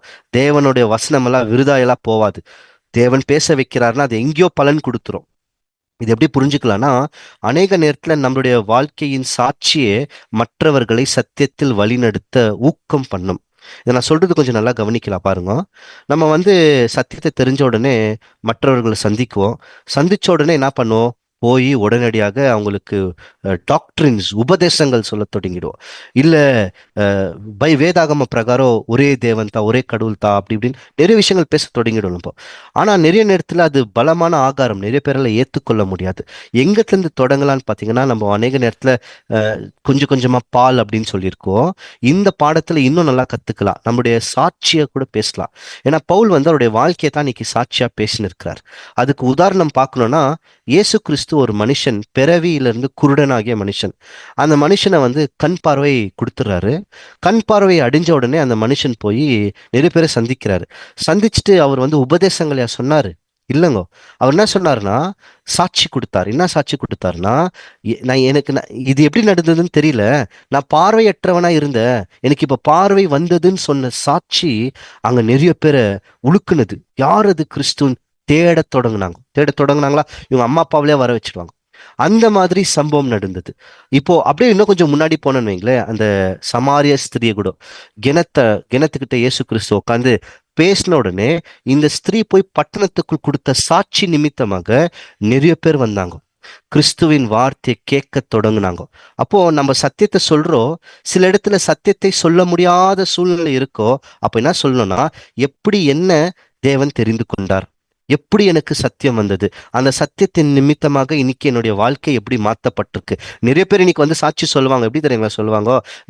நான் ஏழையா இருந்தேன், நான் பணக்காரனா மாத்திட்டாரு, நான் எனக்கு கடன் தொழில இருந்தேன், எனக்கு கடன்ல இருந்து விடுவிச்சிட்டாரு. அதெல்லாம் உலக பிரகாரமான சாட்சி. ஆனா நம்ம கொடுக்குற சாட்சி தேவனை பத்தியும் குமாரனை பத்தியும் இருக்கணும், மெய்யான சாட்சியா இருக்கணும். அது எப்படின்னு பாத்தீங்கன்னா, 2 வசனத்தை வாசிச்சா புரிஞ்சுக்கலாம். 40 சங்கீதம் 2 3 வாசிக்கலாம். பயங்கரமான குழியிலும் உளையான சேற்றிலும் இருந்து என்னை தூக்கி எடுத்து என் கால்களை கண்மலையின் மேல் நிறுத்தி என் அடிகளை உறுதிப்படுத்தி. இதுதான் உண்மை. பயங்கரமான ஒரு குழியில இருந்தோம், மரண குழியில இருந்தோம், உளையான சேற்று பாவம்ன்ற சேர்ல இருந்தோம். நம்ம இன்னைக்கு தூக்கி ஒரு கண்மலையின் மேல், அதுதான் கண்மலையின் மேல் கட்டப்பட்ட வீடு, அது மேல நிக்க வச்சு நம்மளை கட்டின்னு இருக்கிறாரா. என்ன தெரியுங்களா சாட்சி கொடுக்கணும்? 3 வசனம். நமது தேவனை துதிக்கும் புதுப்பாட்டை அவர் என் வாயிலே கொடுத்தார், அநேகர் அதை கண்டு பயந்து கர்த்தரை நம்புவார்கள். எப்படி நம்புவார்களா? தேவனை பத்தின புதுப்பாட்டு. அதுனா புதுப்பாட்டு ஒன்றும் இல்லைங்கோ, நம்ம வாயில பாடுற பாட்டு இல்லை, நம்ம வாழ்ற வாழ்க்கை தான் மற்றவர்களுக்கு சாட்சி. அப்போ மற்றவர்களுக்கு சாட்சி கொடுனா என்ன அர்த்தம்னு பார்த்தீங்கன்னா, சும்மா போய் என்னை இங்க தந்து கூப்பிட்டாரு அங்க கூப்பிட்டாருன்னு இல்லை. அவங்க முன்னாடி வாழ்ந்து காமிக்கணும். அவங்க பார்த்து இப்படி இருக்கிறாங்களா அப்படின்ட்டு நம்ம கிட்ட பேசும்போது நம்ம சத்தியத்தை சொன்னா ஏத்துக்கொள்ளுகிற மனநிலைமை வரும். ஆனா நம்ம வாழ்ற வாழ்க்கைக்கோ சொல்ற சத்தியத்துக்கோ சம்பந்தமே இல்லைன்னு வைங்களே, நீங்க நம்ம எவ்வளோ சொன்னாலோ சொல்றதுல உண்மை இருந்தாலோ கேட்கவே மாட்டாங்க. அப்போ நம்மளுடைய வாயின் வார்த்தைனா அந்த அந்த பாட்டன் அப்படின்னு சொல்லப்பட்டிருக்கோம். நம்ம வாழ்க்கையை சாட்சியாக வாழ்ந்து காமிக்கணும். அதுதான் மிகப்பெரிய சாட்சி. இத இயேசு கிறிஸ்து அந்த லேகியோன் மனிதனுக்கிட்ட கூட சொல்லியிருக்குவார். பிசாசு போன உடனே கூட வரேன்னு சொல்லுவாரு. இல்ல இல்ல, நீ கூட வராத, டிகாpolisக்கு போன 10 பட்டணம் போய் அங்க நீ சாட்சி கொடுன்னுவாரு. அந்த மனுஷனோட வாழ்க்கையை தான் இன்னைக்கு சாட்சியா மாறினது. எல்லாருடைய நிறைய பேர் சாட்சி கொடுத்தவர்கள்லாம் எப்படின்னா, அவங்களுடைய வாழ்க்கையே எடுத்துன்னு போய் முன்னாடி நிக்க வச்சாங்க. அதை பார்த்து நிறைய பேர் கிறிஸ்துவிடத்தில் வந்தாங்க. நமக்கும் நம்முடைய வாழ்க்கை தான் மற்றவர்களுக்கு சாட்சியா இருக்கணும். அத திமோத்திக்கு மீண்டும் அப்போஸ்தலனாகிய பவுல் சொல்றாரு. 2 தீமோத்தி 1:8. ஆகையால் நம்முடைய கர்த்தரை பற்றி சாட்சியை குறித்தாவது, அவர் நிமித்தம் கட்டப்பட்டிருக்கிற என்னை குறித்தாவது, நீ வெட்கப்படாமல் ஒரு தேவ வல்லமை நீ வெட்கப்படாமல் இரு. அவங்கள குறிச்சு என்ன பண்ணு, சாட்சி கொடு. நீ சுவிசேஷம் சொல்றதுக்காக எந்நேரமும் நீ வேதனைப்படுறதுக்கு தயாரா இருன்னு சொல்வாரா. அப்படியே வாசிச்சு முடியுமா சிஸ்டர்? தேவ வல்லமை கேட்டபடி சுவிசேஷத்திற்காக என்னோட கூட தீங்கு அனுபவி. என்ன சொல்லிட்டாருங்க, தீங்கை அனுபவின்ட்டார். இதெல்லாம் சுவிசேஷம் உண்மையான சுவிசேஷம் சொன்னாதாங்க வரும், இல்லைன்னா தீங்கு வராது. நீங்க போயிட்டு நம்ம நிறைய நேரத்துல நம்ம சுவிசேஷம் சொல்லியிருக்கோம் பழைய கடந்த காலத்துல. உன்னை கிறிஸ்து அப்படி மாத்துவார் இப்படி மாத்துவார், உன்னை அப்படி பண்ணுவாருன்னு. நிறைய பேர் அப்படியா அப்படின்னு அற்புதமா நினைச்சுக்கின்னு உள்ள வந்துருவாங்க சபைக்குள்ள. உண்மையான சத்தியத்தை போய் சொல்லி பாருங்களேன், அப்பதான் வரவங்க தீங்கு. என் நாமத்தின் நிமித்தமாக சகல ஜனங்களால் நீங்க தீங்கான வார்த்தைகள் சொல்லப்படும். உண்மையான சத்தியத்தை சொல்லும் போது, சுவிசேஷத்தை சொல்லும் போது ஏத்துக்க மாட்டாங்க. கண்டிப்பா அப்பதான் தீமையை அனுபவிக்கும். இதெல்லாம் எங்க இருக்குன்னு பாத்தீங்கன்னா அந்த பாடத்துல தான் இருக்கா. இது அடுத்த படிப்பினை நம்மளுக்கு ரொம்ப ரொம்ப முக்கியம். இன்னொரு 10 நிமிஷம். அடுத்த படிப்பினை ரொம்ப ரொம்ப முக்கியம். பவுல் அவருடைய அந்த வாழ்க்கையின் பத்தி பிரசங்கம் பண்ணி சொல்லின்னு இருக்கிறாரு இல்லைங்களா. அந்த படி மேல நின்று யூதர்கள் கிட்ட, சகோதரர்களே பிதாக்களே கேளுங்கள்னு சொல்லும்போது ஒரு விஷயத்த சொல்லுவாரு. நான் கண்ணு தெரியாம அங்க இருக்கும் போது அனானியஸ் வந்தாரு. பேசிட்டு ஞானஸ்தானம் உடனே எடுத்துக்கோன்னு சொன்னாரு. நான் உடனே எடுத்துக்கினேன்னு சொல்வாரா? அப்போ தேவன் கொடுத்திருக்கிற அழைப்பை உடனடியாக பிடித்து கொள்வார்களா? அன்னைக்கு பவுல் பிடிச்சுக்கினார், தாமதமெல்லாம் இல்லை. பவுல் இப்பதான் நான் வெளிச்சத்தை பார்த்தேன், எனக்கு முதல் கண்ணை கொடு, நான் அப்புறமா இன்னும் கொஞ்சம் நிறைய நான் அவரை பத்தி தெரிஞ்சுக்கிறேன், அப்புறமா நான் என் வாழ்க்கையை அர்ப்பணிக்கிறேன்லாம் சொல்லுங்க. உடனடியாக அர்ப்பணிச்சிட்டாரு. இது நம்ம தொடர்ந்து புதிய ஏற்பாட்டுல நிறைய பேர்கிட்ட பார்க்கலாம். பிலிப்பு பட்டணத்தின் சிறையாதிபதி உடனடியாக. இத தேவன் நமக்கு அழைப்பு கொடுக்கும் போது நம்ம தாமதிக்க கூடாது. தாமதித்தோம் என்றால் நம்மளுடைய விசுவாசம் கொஞ்சம் கொஞ்சமாக குறைய தொடங்கிடும். அவர் நம்ம கிட்ட உடன்படிக்கை செய்யறதுக்கு ஒரு வாய்ப்பையும் அழைப்பை கொடுத்துட்டாருன்னா முன்னோக்கி போயினே இருக்கணும். இது நம்ம லோத்து விஷயத்துல கொஞ்சம் நல்லா கவனிச்சு பாருங்க. லோத்தை கூப்பிடுறாங்க தூதர்கள், நீ உடனடியா சோதம் பட்டணத்தை விட்டு போன்னு. லோத்து நின்றுனே இருக்குவாருங்க, தாமதிச்சுன்னே இருக்குவாரு. எந்த அளவுக்குன்னா வந்த தூதர்கள் அவருடைய கையை பிடிச்சுக்குன்னு வெளியே இழுத்துன்னு வருவாங்க, தரன்னு வெளியே இழுத்துன்னு விடுவாங்க. அப்போ நம்மளுடைய வாழ்க்கையில கூட தேவன் சில நேரத்துல கூப்பிடுறாரு, என்கிட்ட உடன்படிக்கை பண்ணுன்ட்டு. பவுலை நம்ம மனசுல வச்சுக்கணும். வாய்ப்பு வந்துச்சா தாமதிக்கவே கூடாது, உடனடியா போயிடணும். யோபு இல்ல, யோனா நமக்கு வேற மாதிரி ஒரு உதாரணத்தை எடுத்து காமிக்குவார். தேவனுடைய வேலையை செய்ய கூப்பிடுறாரு, அவருடைய வாய்ப்பு வந்திருக்குது, அழைப்பு வந்திருக்குது. ஆனா அதை நோக்கி ஓடுறாரு, அதை விட்டு ஓடினார். அதனால என்ன நடந்தது? அவர் பெரிய சூறாவளியில மாட்டினார். அவர் மாற்றுவதும் அல்லாமல் அந்த படகையும் சேர்த்து மாட்டி விட்டார். அங்க இருக்கிற மக்கள் எல்லாம் கொஞ்சம் நேரத்துக்கு பயந்துட்டாங்க. அப்புறமா அது தாண்டி கூட தேவன் காப்பாத்தினார். தேவன் கைவிடல, காப்பாத்தி கடைசியில உள்ள வந்துடுறார். அப்போ நாம கூட சில நேரத்துல தேவன் நம்மளை கூப்பிடும் போது நம்ம தயாரா இருக்கணுங்க. ஏன் சொல்றேன்னு பாத்தீங்கன்னா, நம்ம நிறைய நேரத்துல அலட்சியப்படுத்திட்டு அந்த அழைப்பை விட்டுட்டோன்னு வைங்களேன், திருப்பி கிடைக்காது. கிடைக்காது, நம்மளை விட்டு போயிடும், நாமளே விட்டு போயிடுவோம். இது இஸ்ரேல் மக்களுக்கிட்ட ரொம்ப தெளிவா பார்க்கலாம். இஸ்ரேல் மக்களை தேவன் சொன்னாரு, கானான் தேசத்துக்கு இப்ப நீங்க கடந்து போலாம் அப்படின்னு. அவங்க என்ன பண்ணாங்க? முதல்ல அந்த உளவாளிகள்லாம் போய் 12 பேர் போய் பார்த்துட்டு வேவ் பார்த்துட்டு வராங்க இல்லைங்களா, கானான் தேசத்தை பார்த்துட்டு வந்த உடனே 10 பேர் துர்செய்தி சொல்லிடுறாங்க, 2 பேர் நல்ல செய்தி சொல்றாங்க. அப்போ கூட மோசஸ் சொல்றாரு இல்ல போலான்ட்டு. இவங்க வந்த 2 பேரும் சொல்றாங்க நம்மளுக்கு தான் தேவன் அந்த நிலத்தை கொடுத்துருக்கிறார், போனா பிடிச்சிடலான்றாங்க தைரியமா. ஆனா மக்கள் என்ன பண்ணிட்டாங்க பாருங்க, இல்ல இப்போ போக முடியாதுன்னாங்களா, சொன்னாங்களா. அப்புறமா என்ன தெரியுங்களா நடக்குது, அதே சொன்ன மக்கள் அப்புறமா மோசஸ்ட்ட வந்து சொல்லுவாங்க, இல்ல இல்ல நாங்க போறோம், நாங்க இப்போ போறோம், தேவன்கிட்ட சொல்லுங்க இப்போ நம்ம போறோம்ட்டு. தேவன் என்ன சொல்லிட்டாருன்னா, டோர் க்ளோஸ், வாய்ப்பு முடிஞ்சிச்சுப்பான்ட்டார். இனி வர முடியாது, நீங்க 40 வருஷம் இங்க இருந்து செத்து போயிடுங்கன்ட்டார். 40 வருஷம் அங்கேயே சுத்துனாங்க. வாய்ப்பு கொடுக்கும் போது இவங்க எடுத்திருந்தாங்கன்னா போயிருக்குவாங்க. இவங்க வாய்ப்பை தளர விட்டு அங்கே நின்னாங்க. நிறைய நேரத்துல நமக்கு கண் முன்னாடி தேவன் வாய்ப்பு கொடுக்குறாரு, இருக்கும்போதே பயன்படுத்திக்கணும். தளர விட்டுட்டோம்னா இனி கிடைக்குமான்னு தெரியாது. ஞாபகம் வச்சுக்கணும் நம்ம. ஏன்னா சபை எப்ப முடியும்னு யாருக்குமே தெரியாதுங்க. ஒருவேளை யோசிச்சு பாருங்க, நான் தேவன்கிட்ட உடன்படிக்கையே பண்ணல, நாளை தினத்தில் சபை முடிஞ்சதுன்னா என்ன என்ன அர்த்தம்? நான் உடன்படிக்கை செய்யல, என்னோட உடன்படிக்கை பண்ணின என்னுடைய பரிசுத்தவான்களை தானே கூட்டுன்றாரு, நான் என்ன செய்வே இல்லைன்னா. இதை நல்லா மனசுல வச்சுக்கோங்க. இயேசு கிறிஸ்து கூப்பிட்ட உடனே பேதுரு எல்லாம் உடனடியாக விட்டு வந்தாங்க. பேதுரு, அந்திரேயா, யோவான், யாக்கோப் எல்லாம் விட்டு வந்தாங்க. அப்ப நம்மளுடைய வாழ்க்கையிலையும் சில நேரத்தில் தேவன் கூப்பிடும்போது தயாரா இருக்கணும். அவரோட உடன்படிக்கை செய்யறதுக்கு தாமதமே பண்ணாதீங்க. வசனத்தை வாசிக்கலாம். 119 சங்கீதம் 60 உமது கற்பனைகளை கைக்கொள்ளும்படி நான் தாமதியாமல் தீவிரித்தேன். அவருடைய கற்பனை கைக்கொள்றதுக்கு தாமதம் இல்லை, தீவிரமா இருக்கிறாரா. அதனால்தான் எபிரேயர்ல பவுல் சொல்வார், இன்று நீங்களுடைய சத்தத்தை கேட்டீர்கள் என்றால் இஸ்ரேல் மக்களுடைய இருதயம் கடினமான மாதிரி உங்களுடைய இருதயம் கடினம் படுத்தாதீர்கள். சத்தத்தை கேட்டுட்டீங்களா, பின்தொடர்ந்து போயினே இருக்கும். ஏன்னா நம்ம தாமதமானோம் என்றால் சில நேரத்துல அந்த வாய்ப்பை எழுந்து விட்டுருவோம். தேவன் நமக்கு இது எப்படி புரிஞ்சுக்கணும் தெரியுங்களா? இன்னைக்கு நான் தேவன் கூப்பிடுறாருன்னா என்னுடைய விசுவாசம் என்ன சொல்லணும்னா, இதோ ஆண்டவரே நான் இருக்கிறேன், இதோ தேவனே என்னை அனுப்பும், நான் இருக்கிற அப்படின்னு சொல்லுகிறவர்கள் கிறிஸ்துவின் சாயலாக மாற வந்துட்டாங்கன்னு அர்த்தம். இதுதான் ஆரம்பத்துல ஏசியால நம்ம வாசிக்கிறோம், நமது காரியமாக பின்பு நான் யாரை அனுப்புவேன், இதோ அடியேன் நான் இருக்கிறேன், என்னை அனுப்பும், நான் போகிறேன்.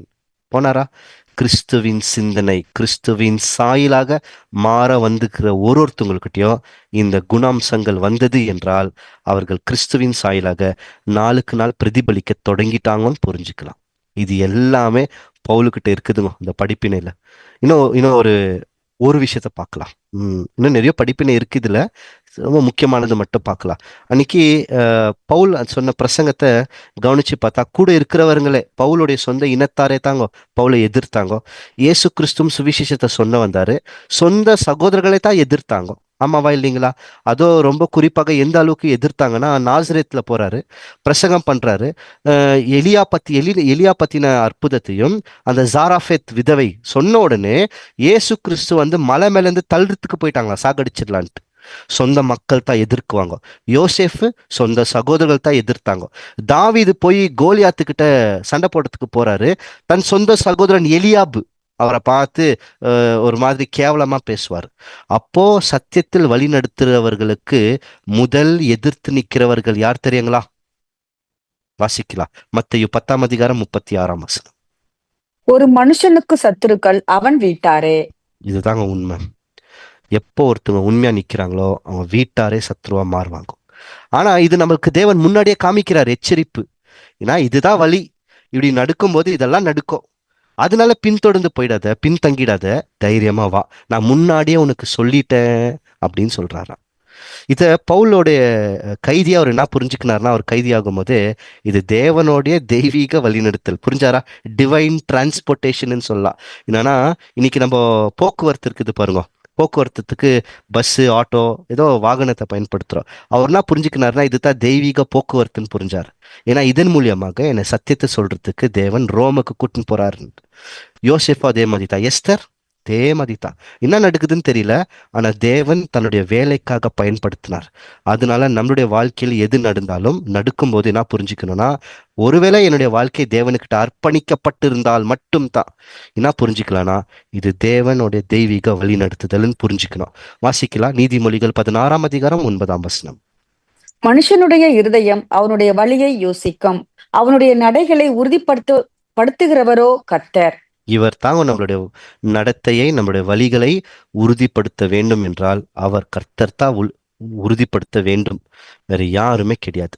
சில நேரத்தை நம்ம சொல்ற சத்தியம் வந்து சில பேரை காயம் கட்டும். அதாவது ஒடிஞ்சு போனவர்களுக்கு சத்தியம் போய் ஒரு மருந்தா இருக்கோ, சில நேரத்துல அடிப்பட்டவர்களை அந்த அடிய வெளிரங்கமா காட்டும். அது எப்படி புரிஞ்சுக்கலாம்னா, சத்தியம் வந்து கத்தி மதி, நம்மளுக்கு நல்லாவே தெரியும். சில நேரத்துல அவர்கள் கட்டப்பட்டிருக்கிற பொய்யிலிருந்து விடுவிக்கோ, சில நேரத்துல அந்த கத்தி அவர்களை குத்தும். இதுதான் நடந்ததுங்க. ஸ்தேவான் பேசினார் தைரியமா. அவருடைய பிரசங்கம் குத்தப்பட்டு கிழிக்கப்பட்டாங்க. எந்த அளவுக்குன்னா ஸ்தேவானை சாகடிச்சிட்டாங்க. யோவான் ஸ்தானகர் போய் பேசுறாரு சத்தியத்தை, அதை கேட்ட ஏரோதியாலும் வெட்டப்பட்டாங்க. எந்த அளவுக்குன்னா யோவான் ஸ்தானகர் தலையை வெட்டிட்டாங்க. இயேசு கிறிஸ்து பேசினாரு கத்தின்ற பட்டயம்ன்ற சத்தியத்தை, பரிசேயர்களுடைய மனசே குத்தி கிழிச்சிச்சு. எந்த அளவுக்குன்னு பாத்தீங்கன்னா, கிறிஸ்துவை சாகடிக்க வகை தேடி திட்டம் போட்டு தீட்டி சாகடிச்சாங்க. அப்போ நாமளும் சத்தியத்தை சொல்ல வந்துட்டோம். சொல்லும் போது சில பேருக்கு காயத்தை ஆத்தும், ஆனா தவறான கொள்கையில இருக்கிறவர்களை குத்தும் வெட்டும். அப்படின்னு எடுக்கும்போது நாம சும்மா இருக்கக்கூடாது. சத்தியத்தை சொல்லி சத்ருவாயிடலாம், ஆனா சத்தியத்தை மட்டும் நிக்க வைக்க கூடாது. வாசிக்கலாம் கலாத்தியர் 4:16. நான் உங்களுக்கு சத்தியத்தை சொன்னதினாலே உங்களுக்கு சத்ரு ஆனேன் இதுதான் ஆனேனோ. நிறைய பேரோட வாழ்க்கையில கண்டிப்பா சத்தியத்தை சொல்ற மாதிரி இருந்துச்சுன்னா, நம்மளுடைய எல்லாருடைய வாழ்க்கையில ஒரு காலகட்டத்துல இது நடந்துரும். நிறைய பேர் நமக்கு சத்ருவாய் மாறுவாங்க. எந்த மாதிரி மாறுவாங்கன்னு பாத்தீங்கன்னா, சத்தியத்தை சொன்னது நிமித்தமாக, வேறெல்லாம் இல்லை. ஆனா அப்படி மாறினாலும் பவுலை நம்ம ஞாபகம் வச்சுக்கணும். பவுலை பிடிச்சு கொடுத்து அடிச்சு கொலை செய்யின்னு சொன்னவர்களை பவுல் பார்த்து என்ன சொன்னாருங்க? சகோதரர்களே, பிதாக்களேன்னு பேசினாரு. நம்மளை தூஷிக்கிறவர்களுக்காக நம்ம என்ன பண்ணோம்னு பார்த்தீங்கன்னா, அவர்களுக்காக ஜெபம் பண்ண வேண்டியது நம்மளுடைய அன்பா இருக்கணும். அப்பதான் அவங்களுக்கு மனக்கண்களை தேவன் கொடுத்து அவர்களையும் சத்தியத்தில் வழி நடத்துவார். அதனால நாம கூட பவுலை போன அதே பயணத்துல நாம கூட போய் நிற்கிறோங்க. அநேக நேரத்துல நம்மளுக்கு வந்து நிற்கிற தடைகள் நம்மளை ஒரு இடத்துல இருந்து மறு இடத்துக்கு பயன்படுத்துறதுக்கு தேவன் பயன்படுத்துற ஒரு வீல் மதி நினைச்சுக்கணும். ஒரு இடத்துல இருந்து இன்னொரு இடத்துக்கு போறோம். அதுக்கு சில தடைகளை பயன்படுத்துவார்.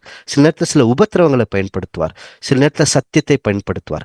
எது நடந்தாலும் என்னுடைய வாழ்க்கை தேவனுடைய கையில் ஒப்படைக்கப்பட்டது என்றால் அவரோட சித்தத்தின் பிரகாரமே நடக்குதுன்னு நினைச்சுக்கின்னு முன்னோக்கி நகர்ந்து போய் நிற்கிறவர்கள் அவர்களுக்கு நியமிக்கப்பட்ட இந்த ஓட்டத்தை ஓடி முடிச்சு நிச்சயமாக ஒரு நாள் கிறிஸ்துவின் மனவாட்டியா மாறி விடுவார்கள். நாமளும் இந்த அழைப்பை பெற்றுக்கொண்டிருக்கிறோம். நாம் நிற்காமல் முன்னோக்கி நகர்ந்து கொண்டு போய் நமக்காக வைக்கப்பட்ட ஜீவ கிரீடத்தை பெற்றுக்கொள்ளும்படி தேவனிடத்தில் மன்றாடி இந்த நாளை கூட நாம் நிறைவு செய்யலாம். தேவர் தாமே நம்மை அனைவரையும் ஆசீர்வதிப்பாராக. நன்றி, வணக்கம்.